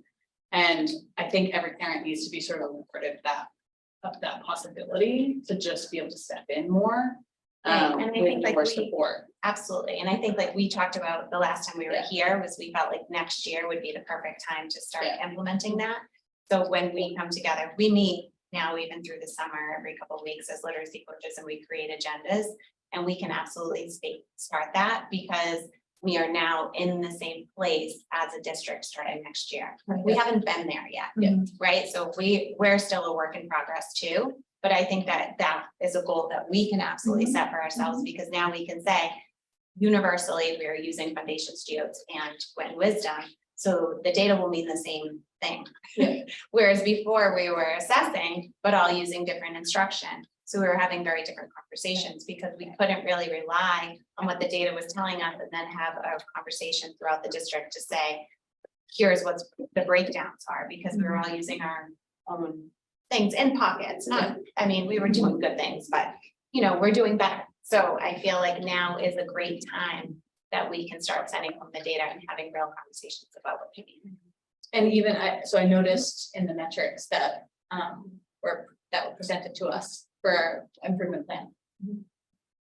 The guide for K through 5 tier for parents is pushed to year 3. And to me, that feels like it needs to be a priority, right? Because like, again, like parents don't understand what any of that means. Right. And I think it turns down the angst Yeah, with parents. and I'm if glad they you said sort of that. know. Yep, and I was gonna bring up the plan for ongoing improvements, I'm glad you brought up that. So in priority 2. Yeah. We are strengthening tier 1 instruction, and I mean, that is the data, but we're not forgetting tier 2 and all the interventions, and we're looking at tiered systems of support.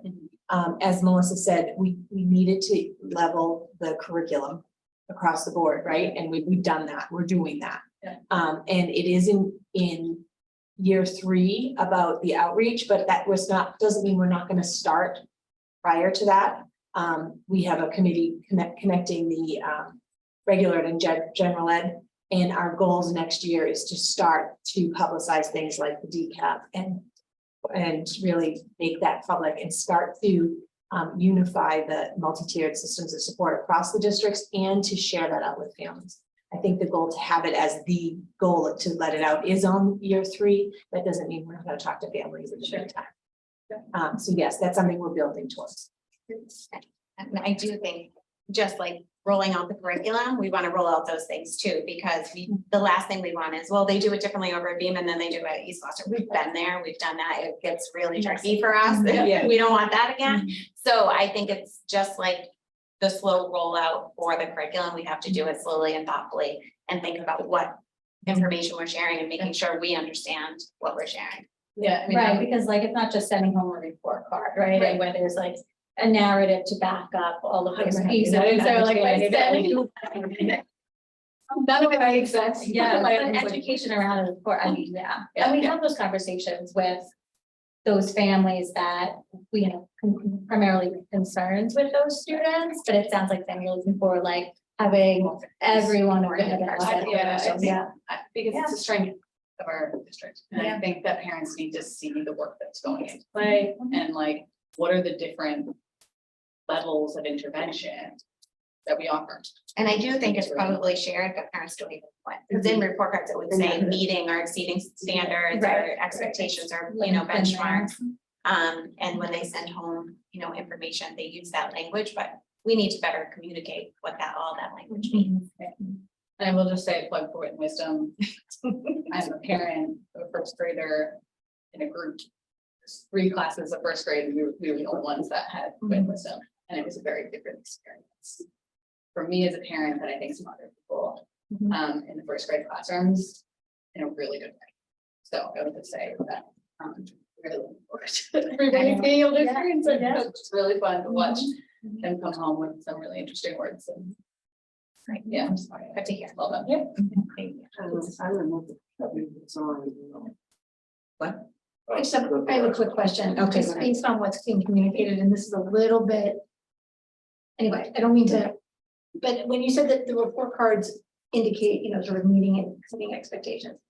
One thing, not to be answered here, but a question just to ask is that.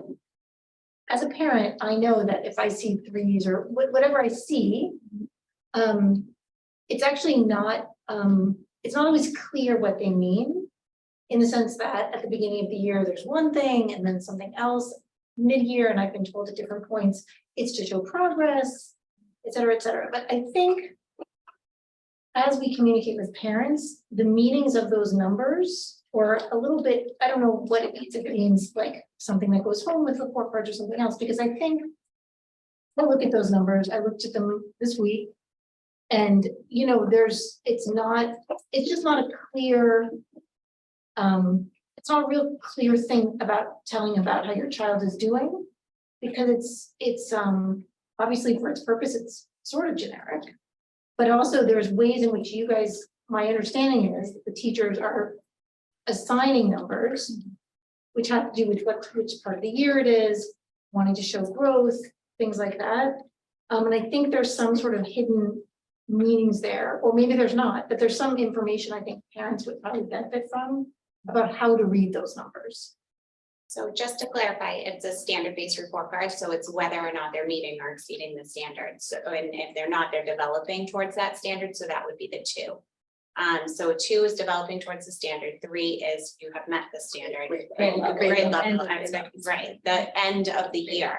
So the end of the year expectation, so your student is able to whatever it reads, whatever their standard is by the end of the year. And then 4 is they have exceeded that expectation by the end of the year. Consistent.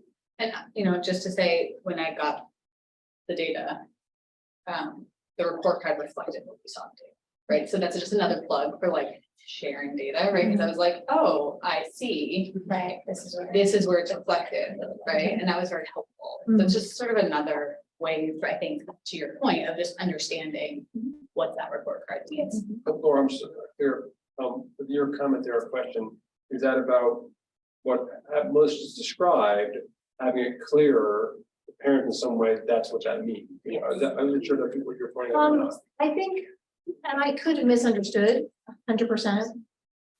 But it feels like that makes perfect sense, what you just said, right? Like meeting, you know, all the different levels. I've also grown to learn that like at the beginning of the year, you're not gonna start someone up here. Like some teachers or sometimes, regardless of, I mean, that's what I've been told. So that, because you want to show growth over the year. I don't know if that's universal, I don't know if that's how everyone does it, but it leads to some confusion for a parent. I think that we will take that note and be sure that we are communicating effectively with. Yeah. Because- And the standards are the team. across, yes. Because I mean, and you know, I try to try to say this is that in the beginning of the year, because you're comparing it to a standard at the end, when you have accomplished something, especially at the end of the year. So you would not expect, you know, but when people, you know, that you have a lot of, you know, 3s and 4s at the beginning of the year. However, though, I would understand that parents who think of, just because the latest thing they did in school was A, B, C's, D's, that a 4 is like an A, a 3 is like a B, et cetera, et cetera. And that it's not that at all, right, in standard base, but that could easily confuse, I could say that could confuse the folks. Whereas for us, a 2 or, you know, at the beginning of the year or at the year is just absolutely fine. It means you're on the path towards meeting or exceeding, but that would be wrong. And for some standards, the expectation changes. So think of the simple reading fluency, right? In November, you're expected to hit this goal. You're meeting it or you're exceeding, right? But by the time you get to January, the goal has changed a little, right? And so you're meeting that goal or exceeding it or not meeting, right? So 100%. that plays into some of things. Right, no, and I may have thrown a monkey wrench in here, but it was good feedback and it's certainly something that the coaches and can bring back to literacy leaders and math coaches can bring back to math leaders, and we can really make sure that it is unified and clear. We may have something from when we initially roll it out that better describes the Right. scale. Let's take a look into that. thank you. If not, we'll craft something then. So that's good feedback. I think in this case, it's obviously like, you know, as you're on the school committee, you communicate with your involved. But also, you know, maybe that's part of it as well, always making sure parents understand that they can reach out to teacher, I mean, anyone in the staff. or- Cheat sheet information. Right. That gets Right. sent home. User-friendly. Yeah, it's a little Yeah. user friendly, Yeah. like these, and these are the ways to communicate if you're And concerned, of course, these are. Right, and we They have a also, task to take. you know, we also make sure we don't get a lot of acronyms unless they're described first, so that the speaking that you guys do with each other. We need to remember there are people watching that haven't heard RTI. and all these other Absolutely. things. So we really try to make sure we speak in language in a lot of words that anybody can have. So maybe some of those are. Okay, Matt. Thank you. So for math, we're gonna look at 2 types of data. One is early numeracy. And this is an assessment that's given in kindergarten and 1st grade. And if you look here, so there's no blue, like in the Dibbles, but no blue. It's not a category, it's not an option. It's not that we didn't get it one. But if you look at kindergarten, from fall. So is red the only one that's not so good? So there's meeting standards, kind of a partial meeting, thank you, and then not yet. Okay, so For kindergarten, we started with 45% of our kindergartners meeting early numeracy, so that's their number of recognition, correspondence. And we ended with 78%, so that's tremendous growth. And then in first grade from 59 to 71. So we're seeing a lot of wonderful growth in numeracy. I love to see the greens going up and the reds going down. That's a pretty graph to me. And then when we look at STAR, so the E&I is not given above first grade. So STAR is given in grades 1 through 5 for math. And we are looking again at the percentile rank. I have the numbers over here if it's not clear here. And so we're seeing some nice growth. We would like to see some more growth. There's questions of maybe why fifth grade went down. There's theories of maybe it was too close to MCAS and it was not enough time to give a true assessment. I'm not sure. But we're seeing some nice growth in first and second grade. And we also are noticing the large burst or growth is fall to winter. So that's interesting data to take a look at what's happening from winter to spring. What's going on in our curriculum. So there's things that we are learning from the data that we're maybe not celebrating, we're not celebrating going down, right?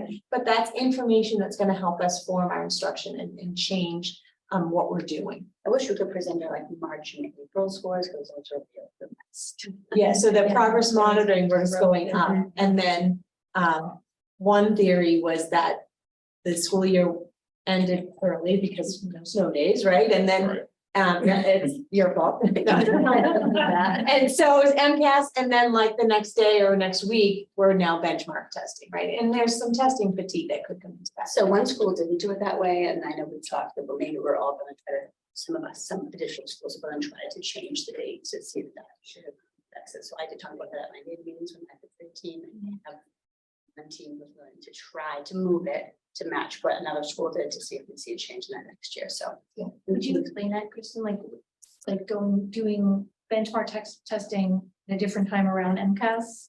yes, so we currently test at the end of May, but there's the option to do it at the end of April or early May before MCAS and all of the events of grade 5, such as Project Adventure, Right. Fifth grade trolley rides, and all of the exciting fifth grade festivities, which ends up being benchmark time. So one school had tried to do it at the very end of April or at the very beginning of May. And so we were talking with my team, who was being very reflective on this made, why this happened. And talked about trying something new next year, seeing if it might be. Would the benchmarks be different at the end of April? Yeah, Like, it is the- time the sensitive, curriculum such so that it you- will change by just a little bit. Yeah, it changes just a little bit, time moves just a little bit every day. Yes. But we want a true reflection of their learning first, like, oh, I have my head in the trolley. So when we meet, we do look at not just of the benchmark, we do look at the progress monitors and, we did see an increase in all of them, so. So it's interesting. We will respond to it, we'll try to make some changes and see if that. How many days are in between MCAS and the? In between MCAS and the STAR, Right. could be 1, maybe 3, depends on the school. Oh, gosh. Yeah. And fifth grade specifically, right, so they had ELA before April vacation, then we came back and then with a week or 2, and then they did math, and then they had Take science, science, so they had only 2 take ELA, science. little break, then math, and so we're, trying to figure out when to. We and always on done the it district testing. as We well. have, but we've had a little bit more time, and Sometimes we you usually let later fifth grade go a little. Benchmarks. Yeah, we Right. usually Sometimes push there's grade snow 5 to days the that end, goes from that. but we didn't. we haven't got to it. Is a little later than it has been the last 2 or 3 years. So that, both things are playing. Yeah. Still, that's a lot of time. It is. It is. And we're noticing and we're gonna be Yeah. trying to Right, yeah. remedy. And we're cognizant of that, I think at all our schools, we're just creating a testing schedule in those windows, and then even where we place it, it's not like math has one day and then you don't the next day, like we're really trying Just gives it a to. little extra tight. And is It was it a what lot. other districts do too, you know? Yes. Yes, that close, 1 or 2 days in between. Not all districts are doing it, it's. Right, we're doing a lot of Yeah. digging, yeah, I get that. And then something else that want to mention about math in particular, they have piloted a fact fluency intervention or program. Not really- Interview assessment. Interview assessment, so it's for all students. And they tested them in December and then May. Can we just interrupt you for a minute? Melanie? Please do. It's from a book study that we did last summer. So we offer every summer a summer book study. And so this was to follow up with some book study. Some coaches and teachers were then inspired to say, I want to try this in my classroom and I want to try it right away. So some of us teamed up with specific teachers and some of them, we made it a goal to work together. It wasn't a requirement, but each one of us has different grade level or classroom teacher, maybe it wasn't the whole grade, maybe it was different in each building, but this was just a trial pilot that we did post summer book study that was all teacher and coach partnership driven. And you can see the growth in each of these categories. To go from 85% accuracy to 94 is fabulous with that fluency. And you can see throughout. So It's all targeted through games, so it's not flashcards and no memorization, it's all through play and games. You may have seen it. Love it. Yeah, and that's an example of coaches finding a book that they're interested in, offering a book study, getting teachers on board and excited and enthusiastic about it, and then the collaboration and putting it in place. So that is really like a wonderful example of collaboration. And we took that book to a few teachers were inspired and did it after going off the PLC and implemented it on their own. So it's really, hopefully we can get it out to all teachers, but it was an enthusiastic start from those who did participate. And that leads to next steps for math. There will be a parent guide created by the math leaders. That is coming out next year. Hopefully in the fall, we have the whole draft of our math leader team. We had two focuses this year for our math leaders team. One was this parent guide and the other was the some family engagement. So we have it in a rough draft form. That's publishable yet, but it is, the information is there. The coaches will be getting together this summer to kind of finalize it and make it more unified. And then they created a math summer bingo board for Again, with the leaders. the math leaders to do that. And then they are moving on to a new book study this year, starts Tomorrow. It's elementary, a parent's guide to K-5 mathematics. And that book study maxed out quickly and has someone on the wait list, I believe. So there's a lot of teacher interest. It's exciting. Which I think also shows that teachers want to be able to collaborate with parents and they want to share out with parents, and they were very willing and open to read this book and really dive deep into how they can support parents at home. And community. Fantastic. Yes, the fact fluency sounds very, very cool. Is it expanding or? So we have addition, subtraction, multiplication, and division. Seeing that we've only had it for about a year, we started with just the addition, subtraction with the younger grades. I did first grade only this year. I did all the grades, first through fifth, but only the upper grades with intervention students. So it was very targeted at specific grade levels. And I did all students in grade 1. And then I started with just intervention students in grade 1. But once the teachers got their hands on the data, they had advocated to have all of the students in grade 1. It's kind of a grassroots and it's going to be great. That's great. I have to say, we have combined literacy and math data meetings at West Parish, and I know at 2 grade levels specifically, we're so excited by the data. So I sat and was listening and just happened to hear the wonderful work that was happening specifically with fact fluency, and teachers are very excited about the gains and then the data that Mindy shared and then helped them target it. So it was really lovely to see from sort of an outside perspective in that way, how that has really, I think, empowered teachers. At least that's what I felt in the data. It's not by skill, and Yeah. I know one comment from a teacher was that it really helped them drive their report card comments of areas of focus and what was a strength and what was an area of practice. Very specific. So innovation is an overused word, but that's what innovation is.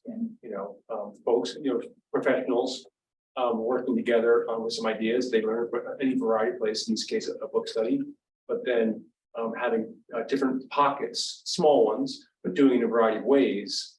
In terms of that the folks who are doing are invested in and want to do more of, but that's I would never want it to see, and it wouldn't be innovative if everyone's doing it the same way, across a grade or across the school, all the schools as we begin this, but then they're learning so much, the teachers, math leaders, literacy leaders, in this case, math leaders, sorry, about what's working, what's interesting, what's helping, that sort of stuff. And then, of course, we have structures to share all that.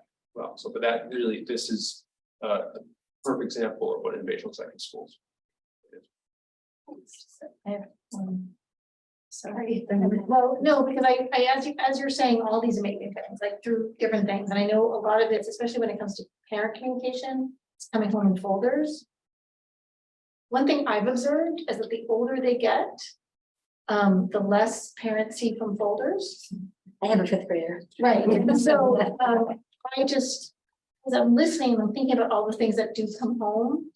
I'm also thinking about, like first graders, I think are more likely to bring home their folder and present it. By fourth or fifth grade, we're barely seeing anything. So just as you embark, I'm sure you're already thinking about this, but just other ways to involve parents who may not be seeing. I tried to use Dojo as well. Yeah, I was just gonna say. Not we every use school, Gloucester. not every grade, or if it's my turn, my teacher. Right. We have PTO Facebook pages. We're definitely trying to use all avenues. Yeah, I just think not everything is seen.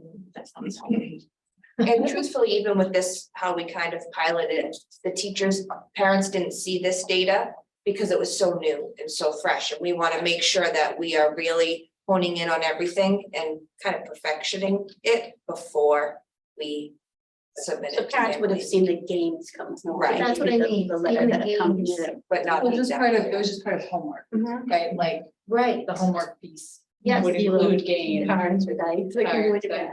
Thanks. Right, but Um, that, some things don't make it out of folders at different levels. So I'll say gently.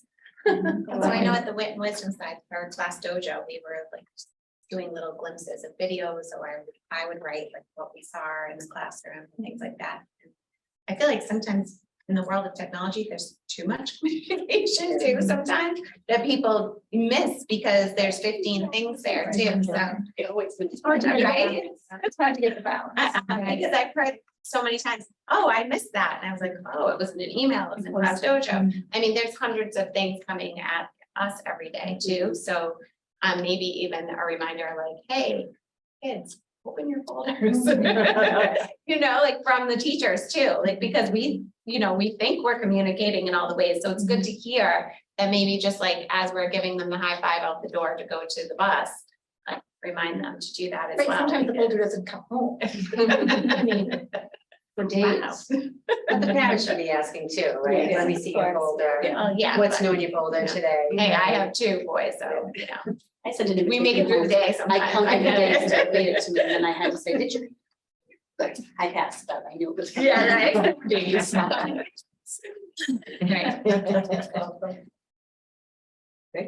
Thank you. Thank you. We appreciate you Yeah, coming thank you. today. Thank School finished yesterday. Yes, Kathy and I were talking, we'll chat a little bit earlier about things that weren't, that we didn't have when we first got on the committee.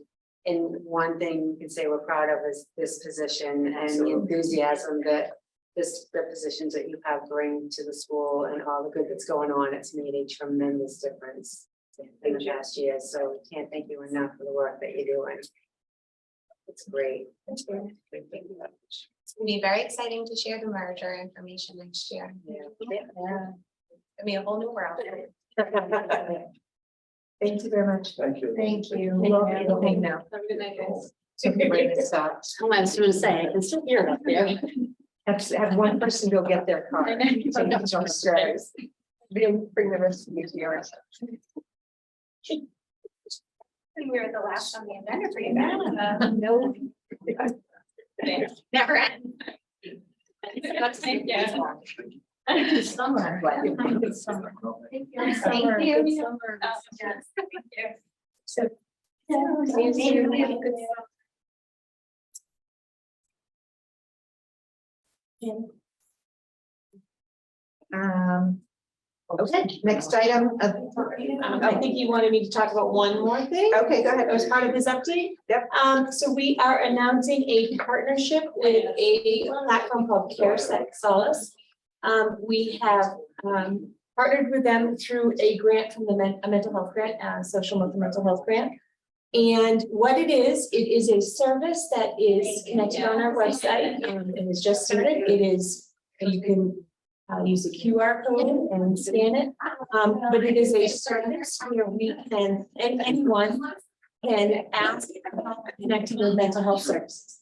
So our clinical staff have been trained on how to do this. So if someone is in need of mental health services, they are able to refer a student, a staff member, or a family member of a student or staff member.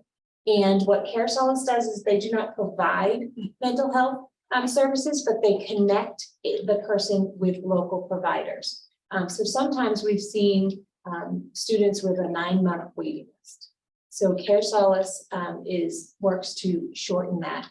They are hoping for 2 to 4 weeks to be able to connect a person with a provider, local provider. It is free to our students, our staff, and our families. And it is confidential in the fact that they just make the connection and then they'll check in to see if it is a viable connection. If it's not a good connection, they'll try again. And this is a service that we could recommend, or someone could go onto our website and ask without giving their name confidentially to get connected as well. We're able to do that to get help. So this is something that we are announcing now. And we will really implement it in the fall, but we want families of Gloucester to know that if they are in need of help, they can use this service to find mental health help, substance abuse help over the summer. It is up and running. And it's just one of another resource that we are providing to help families get connected with services that will help them. Again, Solace is not the provider. They are the conduit and they call it a warm handoff. So we have a person in need and we connect them with someone that can. Sure. Where is this based out of? It's a national organization, yeah. Okay. And but what they do is they have met with myself and mostly Amy Cam, who's done most of the legwork, but has connected Solace with our preferred providers. So the counselors that are right here in Gloucester or in neighboring towns that we use all the time, they are connected with them. If they can't find anyone within that cohort, they'll expand. But it is nationally based, but they will hone in on our needs of Gloucester.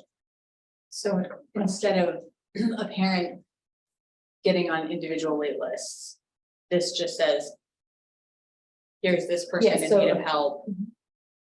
And So they get on parent- multiple wait lists? Is that A how it parent works? can call and be on a wait list, and I don't know, it's can be very frustrating because you call again and again and you have to leave a message and wait for call back. And then you finally get through to somebody and your health insurance doesn't match.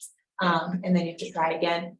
Solace does the legwork for you. Sure. So they find out what your health care, your health insurance is, and they will make sure that they make a connection with somebody that accepts your health insurance.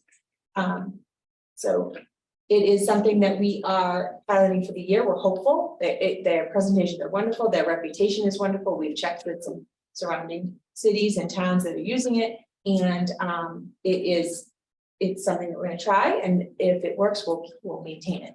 But it's a partnership that we are fostering so that we can provide additional support for students, family, and like I said, even student staff and families of students and staff. So one of the This ways, is grant funded? yes. Right now, yeah, it's funded out of one of our mental health yes. grants. I only ask because I'm someone that during the day I am constantly seeking services, right? And aware of all the wait lists that are out there, and I'm struggling here with a lot of hope to understand how they can find placements and connections when that's not the normal result, no matter what type of outreach you do. So I'm just wondering, like, if we know there's wait lists in Gloucester's for child therapists almost a year long, if not longer, right? How is it that they can get someone in But they- sooner is what I'm concerned about the messaging. I don't want it to be a false hope, but at the same time, very welcomes if this is. I don't want it to something be they a can get false hope done. either. Right. And their reputation is that they can serve in faster, not in the next day. Yeah, But I think they said 21 days is their average. Okay. But what we can do is we can track, even if it's an anonymous person that put in, we can track the length of time it took to make a connection. So we can track if it's effective. So if we were to extend it beyond the year, we wouldn't do that unless we knew it was, we don't want to give false. We Yeah. make sure that it's effective. So we'll be able to track the amount of time it takes to make a connection. And I am hopeful, but I hope, hopefully not false hope, right? Like I'm Yeah. feeling like you do, Yeah. but that's why we checked within some other checked our references, and we're hopeful that this will, even if it cuts it in half, we're gonna be great, but it should be doing more than that. Are they local, is anyone within our vicinity, PBD, Salem? That is from Care Solace. Yeah, like is there anyone, other school districts near us within a 50-mile radius that have used this program? There were, and There at the moment, I'm not. Can't remember, We've called some in Massachusetts. Okay. And at the moment, I don't have some. I have just, I don't, you might not have the answer to this, but I meet with local clinicians in the area. Do you know? Do clinicians have to pay to be part of this? How do they? So I don't think we know their business model very well. Well, I guess what I'm wondering is like, if local clinicians wanted to be a part of this network. Yeah. Do you have any idea how I So- can spread that? Probably doing shows, Yes. right? No, so Amy Cam has worked with Care Solace to connect with local providers. If local providers want it, they certainly could reach out and we can make the connection. But there's not a fee, the fee is paid through the grant. There's not a fee to the providers, do not believe, and there's not a fee to the families. But it sounds like your question, they'd want to reach out to Care Solace, not. Yeah, like I get a lot of solicitations to say like, do you want to be a part of my referral network? Pay this fee, Right. and someone can go onto my website and see you, Which is right? probably what they do. So that's not my question, like, and you might not know, that's why I'm saying, like, I'm happy to do that, like, where I can ask if you can, but I can. Oh, and I spread can the do a word. little research with Care Yeah. Solace as well. Just rolled out, so we've done communication to families, through email, I believe, and possibly a post on, Facebook as well. When you post about it, 70 families have already accessed it. That doesn't mean they've got, connecting services, but you can see, so that's good, and it's this week, basically. So, and then also the other piece is, this is partially about, scale, in terms of them having resources that, dedicated to this service, just, they're building up and built up. But then also it's about, I'd say focus in terms of being focused resources on developing tools and developing, for example, all the materials are accessible in, dozens and dozens of languages, which of course, a small outfit or, even an local nonprofit can't do. They don't have that resource or that scale, but so overall we benefit from it. I think, one thing that is clear to us in the schools is more and more we're becoming identifiers of who needs digital support. That could be a student, that could be a student's family, that could be a staff member, a staff family, a staff member, a staff family member. We can't be and won't be, except to some limited degree, the providers of those services. We can't be, and nor should we. We're doing more than before on that, but certainly more than before, because we have access to these folks. We have access to students, we have access to families. We're some of their closest, partners in a sense. But so more and more we're aware of lead services, and so this is another. So that means better and better local partnerships, the local agencies that we all know well. But this is another tool to be that. To have a tool to give to folks so they can get the service they need. But we know if this resource might help with them. So, but it's a good challenge. But I think more and more we're identifiers, but we can also be the providers. So this is for the next school year, is that how this year's rate is working for the school year for 2023-24? So, Through the summer and then fall. Through the summer. so what type of reporting are we gonna get so that next November, which really isn't that far away, when we start doing budgeting for the next school year, if we don't have grant money and this is something we want to continue, we actually have data to make a decision whether it's worth funding for the following year. There's a dashboard to see, like, there's Okay. 17 families that are connected. And so we'll be able to see, and that's only within a week. Okay, So by November, we'll be able to see how many families or staff members or whatever have Right. reached out and how many were successfully okay. connected with a partner. So it lets you know Right. when the connection actually Yeah, makes. this connection took Okay, 14 days, this connection took 30 days, or whatever it is. okay. So it will let us know if they were successful, because again, those connections could happen fast, but mental health, it has to be a right fit, right? And so it might not, they might go back to the drawing board and try again. So we'll have that data, we won't have, it will be confidential in the Right, oh, fact yeah, of of what's course. happening, but whether the connection has happened, we'll know how many families it's helped.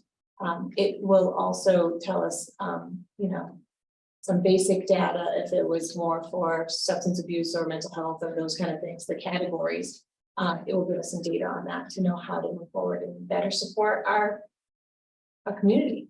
So the people that are already in the system, I assume are people that were ready, readily identified. Now, at this point, it could be that, so it can happen in two ways. It can happen that we talk to a student or a family member and we then connect them, Say that. actually, we actually input them into the system. Yeah. And then the system, here's all communicates with them and we're out of the loop. Okay, Or they can just go follow the Gloucester. but I assume the ones that are in it now are ones that So last we week, knew already. yeah, on last week on Monday, really, it was, the week before was really activated, but last week on Monday, there was a training for our clinical staff on this. And I believe there were some clinical staff that had people in mind, Yeah. and they were on waiting lists. And as soon as they had logins and knew how to do it, they advocated. They reached out to parents, obviously, let them know that they're going to do this and make sure that they got put in. And then on Wednesday of last week, we shared it out. We had a smaller training for all of administrators, so administrators know that it's there, leadership knows it's there. So I don't know how many of those 17 were inputted by our clinical staff, because it's also, there was an email that went out. So there might be people that self-identified and put themselves in there. We could look in the dashboard and find that out, but I don't think. We can see whether someone reached out themselves or they were connected by us. Right. Next year also tracks that. It's a logistical, and I'm sure you guys are doing this, but families are signing releases of information to. We are connecting Allow- them, You're not getting information. we're not getting any information. No. What I'm saying is if we as a district are entering somebody's information into this database, Oh, as a clinician? as a clinician, do Absolutely, they have they're the getting release to permission. do that? Yes, Like a signed release, not just even verbal permission. we have a signed release for counseling. Neither, I wanted to. Something to just think about, What's that? just something to think about. I just struggled that, like, if you go to Addison Gilbert Hospital, you can't get help, but yet we have this product, so I'm hoping and wishing Let's that look in we're gonna November. have Yeah, a great let's see. conversation with a Let's good see. report. Yeah, let's see. Yeah. All we can do is try. Right, in every sense that we are. Mhm. Yeah, Yeah. and that's working with, Wellspring Children's Family, Action, its own, so many different ways, and it's another. All right, Nita. Yep, Keep let's moving move on. Okay, subcommittee reports. Yeah, sorry, a couple more updates here. Oh. My annual evaluation process, I can skip right over this if you want. But, so just a reminder about, this is what we shared with you 3 weeks ago or more, in terms of the process. So we're up to June 14th date here. 2 things happening, discussing process and checking on progress right now. We're doing it right now. But also the school members submit their individual evaluations on my performance to Kathy. That's due today. Should negotiate with her an extension. Chair will complete the time frame here. The chair would complete a written report summarizing all the individual evaluations that we now and then that will all be discussed and reviewed publicly 2 weeks from now. Okay, and as I did about a week and a half ago, shared with you all the resources for evaluating and also evidence, and then resend it to you today as well. So in case you need that. Any questions on process or what you need to fill out on? You've done it before. Newbies is here. But if you have questions, you can check with Kathy. I actually have a question. Yeah. Which is your goals. Yep. In terms of how they fall on the evaluation form. Yeah. So the first 2 goals are about professional culture. Mm-hmm. And then the other ones don't neatly fit. The other 3 don't neatly, like the student learning goal. Yeah. I don't believe there's one. Right. So everything else will put in the third one, the third category. Yeah, if I'm like, I just pull this up here, give me one moment. I have it right here. Is, Well, I haven't even looked at it yet. It was 2 points. I'll do it this week. All of a sudden. It's oh, yeah, we're Yeah. sure. I'm thinking. So. And this is the form you have, so inputted, so these are my goals, so you're assessing me on the goals that I set, with your approval, obviously. Right. And then in addition to that, you then also rate me on on DESI's rubric. So it's like 2 parts. Right. Essentially, yeah. Right. So I guess I'm not understanding your question. There is not. Back up to the. Wait. So I think you do the second part first and then go back to the first part, right? Yes. Right. Yeah. The evidence I've provided is directly addressing these, the goals that I said you approved. That all that evidence and everything else you've seen me do, really will help you do the rest of it. Yeah. That makes sense. Does that cover your question? I mean, I've only done it. Just many 14 years. But. Okay. All right, let me go back to, so moving on. To each veterans update, so if you think on this. Is it okay if I just skip to this as part of the agenda?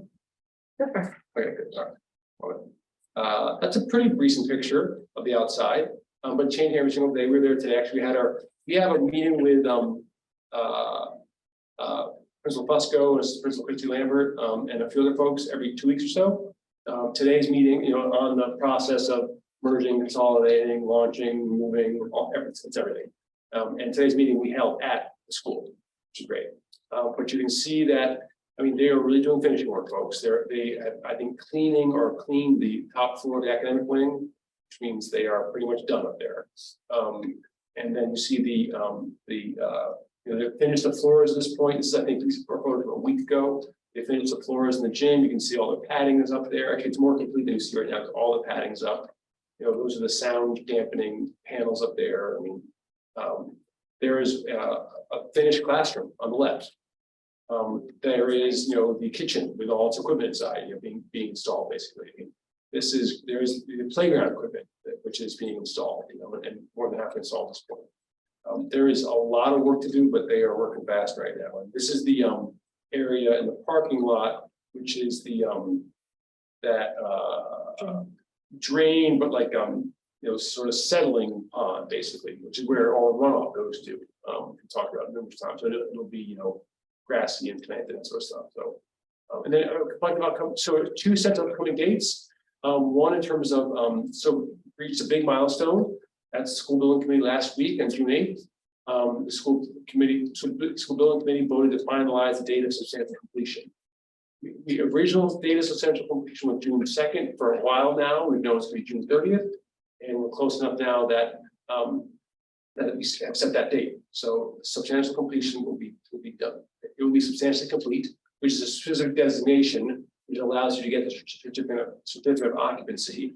That'll happen on June 30th. And part of that is because they had a very successful meeting with the building commissioner and electrical inspector last week, which allowed that meeting allows the project to move towards substantial completion.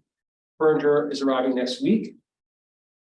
We're on site, and the site manager is hoping it'll be 2 weeks, but it's coming next week. So that's ahead of schedule, which is great. We're still worried about it. Yeah, No. that's right. Now that- Yes, now it's coming early, right? So, the moving classrooms, so, the classroom, both schools are, very close to being fully packed up. All the classrooms are nearly packed up, so folks are doing some work on that, but, Vets, for example, made great progress today. And now, moving with all the, crates and cartons and big wheelie things happens on late July.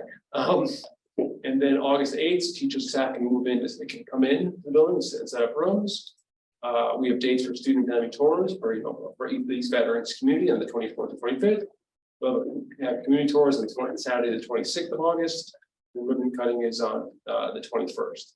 Somewhere in there, on exactly August 29th, the school opens for business. So I didn't put that on there, but that's an important date too. Any questions just about that? Those sorts I of. kind of have a question regarding the building. Is there gonna be a custodian at night at this building? I don't know, I'm pretty sure, because I think there is. Similar to the West Parish. Well, I'm thinking school committee meetings, right? Public coming in. I know, and it's set up for it. So it would make sense It's gonna have to, more comfortable chairs. As a library? well, we can, but if we plan on it, right, put the technology there. Oh, It just has a better setup than this, we struggle to figure out how, if and when we're gonna bring public to our meetings again, and this one isn't the best setup for it, so I'm just thinking, it's a new school, the nice, what's it called, the Curiosity Yeah. Commons? So, yes, and we are going to avoid having public use of the building Hesitant of how quickly public until use we can make sure we got it running. So what I'm anticipating is you wouldn't do something like that or other public use until after January 1st. But we can plan through the budget process if we need equipment or chairs or furniture. Yeah. To get to January 1st. Yeah, really hoping. I'm not expecting the first day, let's Yeah, invite the whole yeah. public in for meetings. But I think, listen, the idea of having school community meetings there, I think it's fantastic. It's great, So that's, People in the neighborhood can walk to them.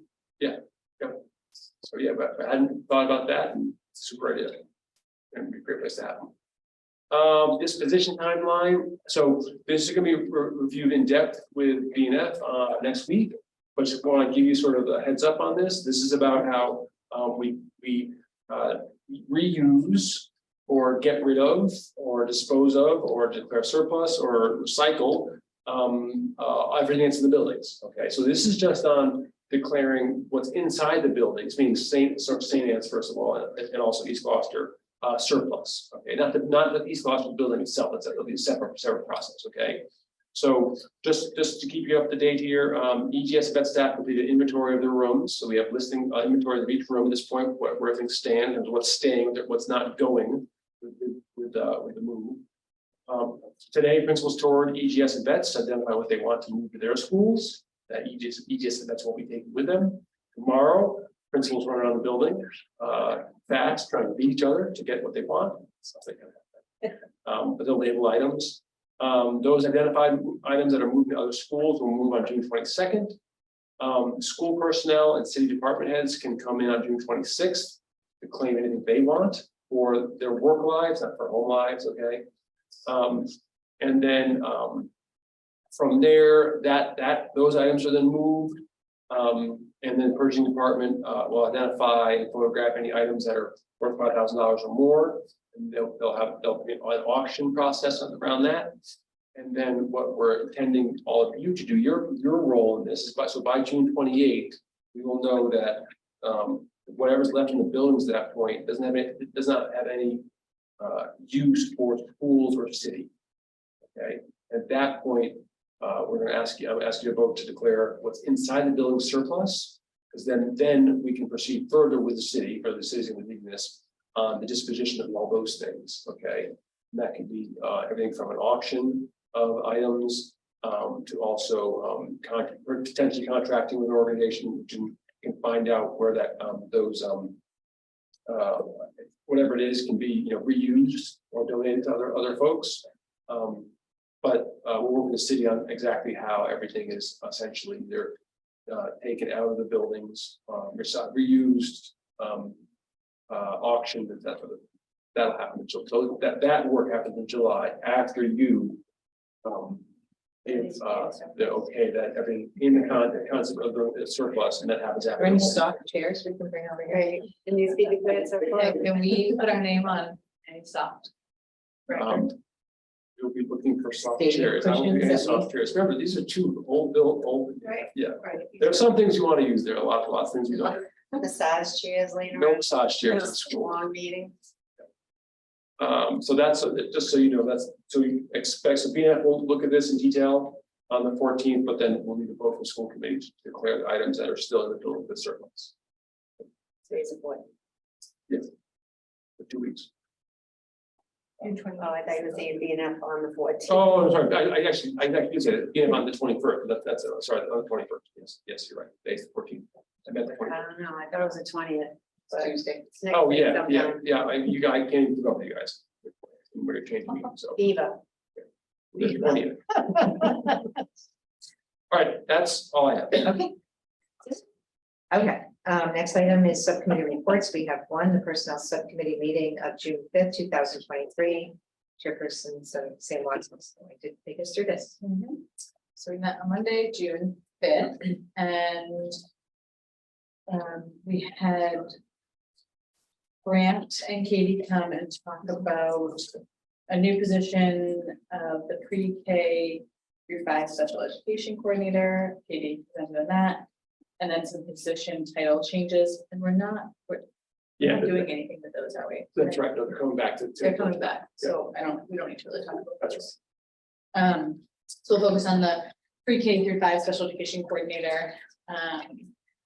You guys have the job description in your. Do you have it? It was in the packet, yep. And a memo from Ben. But to summarize, this new position will replace the pre-K position, which is, what is exactly that's called? Pre-K, special education, teacher and program leader. And this position is going to support principals K through 5 in evaluating staff, the special education staff in particular. And we'll have oversight over specialized district-wide programs and out-of-district coordination. It's really a role to sort of support Katie in all of the working parts in the special education department, K through 5. In terms of budget impact, we expect to be limited because it's really because we are not replacing the pre-K program leader.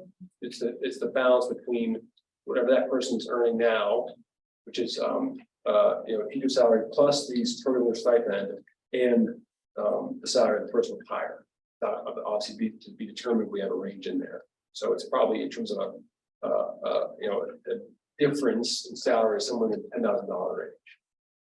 It allows us, as Sam just summarized, to have increasing coordination across the elementary schools on special education processes. We're working to improve good coordination support of our special education program leaders and also our principals on all the processes. Helps us to, especially for some of the more complicated, difficult cases, I'll say, or situations. Allows us to provide some more consistency and support of parents and families, which during what can be a challenging process, and also ties the two things, which are, as you know, for increases in needs of special education, which should be the most complex cases, and district placements, but also helps us respond in terms of that coordination and coherence to some feedback we got from the Department of Education on the tiered focus monitoring visit that we had, especially this year. So Katie's on as well if we have more detailed questions, but that's sort of the And basics. the one thing I'd add that neither of us said was that because the director of preschool, Andrea Varela, has a strong special education background, we no longer need a dedicated special education program leader at preschool. Person will still support the preschool, it's like the supporting the other schools. So it's not going away entirely, but It doesn't need to be just for preschool. right. So we have real good capacity at the preschool. Because of Andrea, her background, and so it allows us to reallocate resources across. How did you come up with 205 days as opposed to longer?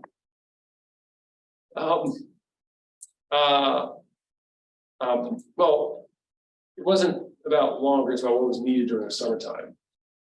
And so, I just think of the month of August and the professional development, they were going over the summer Yeah. and the planning more so in August, not July. yeah, so I mean, I just, working through with Katie and working through, in terms of, and those days, the days beyond the school year will be really focused in the summertime as opposed to the school vacation weeks, and that'll be done through the contract process. I think it's also a balance between what is needed and sort of the maximum work we can get out of people. In terms of, what they're used to, what they expect. Our assistant principals, comparable to our assistant principals as well. 205 or 210 days. So it's sort of like in the same vein there. And we think it's from what Katie expects the work to be in the summertime in terms of preparing for, like you said, providing professional development, planning for the year, and particularly with these 1 or 2 days, maybe working with professionals. We think it's a good enough. And on the salary, I think this is the job description. Will you be putting the proposed salary in there or just know that that's your boundaries and you won't go over? Yeah, those are our boundaries. Because the way the salary is written, it's, my first question is, do you have discretion to go above what your proposal was? I think I might want a little discretion, but not a whole lot discretion. I mean, I don't expect to go, maybe need to go over that a little bit, but I don't think a whole lot. I don't. So I would say that if you're gonna go over that you would need to revert to being it's a budget issue, right? So I don't wanna get in the habit of having a salary boundaries and that we don't adhere to them, and then find out that it wasn't exactly what we voted on. Okay. Not Yes. that I don't trust your judgment or any other superintendent that could be down the road, but I just think when it comes to salary in these positions, that it should be clear what the boundaries are, and if you need to go outside those boundaries, that it's a discussion with the school committee so that we all know. That's all. So that will happen, through negotiations, but, obviously, we'll have a hiring process after this. Yeah. Assuming the committee approves it. Then, yes, so if we need to. we'll- Just in the spirit of yours. That's all. So without objection, I'd like to take the action now to open the discussion.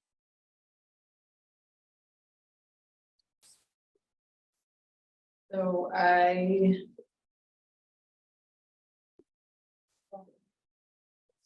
It is. I mean, that we accept the proposed new position of the pre-K through 5 special education coordinator. Second. Any discussion? Would just echo what Melissa said about the salary, that it should be the practice that it's a change in the range, it should go. Okay, roll call vote, right? Chairperson Clancy. Yes. Ms. Prince. Yes. Mayor Verga. Yes. Ms. Watson. Yes. And Ms. Weason. Yes. Okay, so we have action. First one is Essex County is approving the Essex County Community Foundation grant in the amount of $18,707.78 to Gloucester High School, and I so move. Second. Okay, discussion. Change the principal name? The principal's name is wrong. Oh, yeah, Yeah. Yes. Update it. Both 3 principals behind. yeah, that is two principals away. Yeah, Ago. it's a long time ago. So can someone send it out? When you send your thank you note. Thanks for the check. And by the way, Okay, roll call vote, Maria, please. Chairperson Clancy. Yes. Ms. Prince. Yes. Mayor Verga. yes. Ms. Watson. Yes. And Ms. Weason. Yes. Is unanimous, but nothing. So I have a copy, so what's going through the budget process at the state is continued funding for the school meal program. And what I have in the, Martha Jo was expecting to get last year's template of this letter that we sent came from Project Bread. So they gave us a lot of good data and basically kind of the nuts and bolts came from them. And they have not given her this year's template, but they say it is coming any day. Maybe end of the month. So I guess I want to be prepared to be able to turn around and get the letter out if we're advocating at the state budget process. So I would like people to consider the parameters with which you would approve me to sign a letter on behalf of the school committee.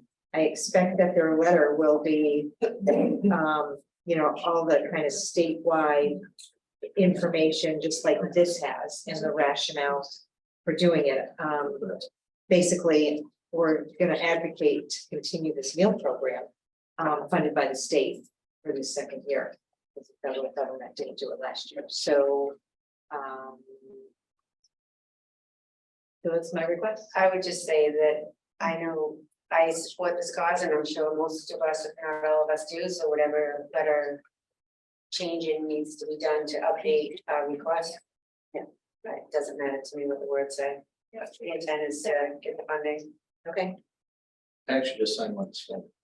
So it's one from the school committee too, but I don't mind being double. Yeah. Letter, so. Absolutely. Okay. So do we usually vote to send a letter? Yeah. Okay. So the I move that the school committee approves a letter that we sent to our state representatives to advocate for the free meal program for students with our state representatives. Second. Any discussion? Okay. Roll call vote, Maria, please. Chairperson Clancy. Yes. Ms. French. Yes. Mayor Verga. Yes. Ms. Watson. Yes. And Ms. Weason. Yes. Okay. And the last item of action is to approve the memorandum of agreement between the Teamsters Local Union number 42 for service workers and the Gloucester School Committee effective July 1st, 2023 to June 30th, 2026. And that's so moved. Subject to legal review. Subject to legal review. Second. Okay. Any discussion? We discuss this in executive session. People want me to go through the changes again here? No? This will be in the No, minutes. because it'll be posted soon. So it'll be available to the public. Right. Okay. So any further discussion? Any discussion? Okay, Maria, roll call vote, please. Chairperson Clancy. Yes. Ms. Prince. Yes. Mayor Verga. Yes. Ms. Watson. Yes. And Ms. Weason. Yeah. Okay. Motion carries. And that is the end because we've had our East Veteran School update. Motion to adjourn. Second. Okay, roll call vote, Maria, please. Chairperson Clancy. Yes. Ms. Prince. Yes. Mayor Verga. Yes. Ms. Watson. Yes. And Ms. Weason. Yes. Good night. Okay. Good night, everyone, and hang in there with us. And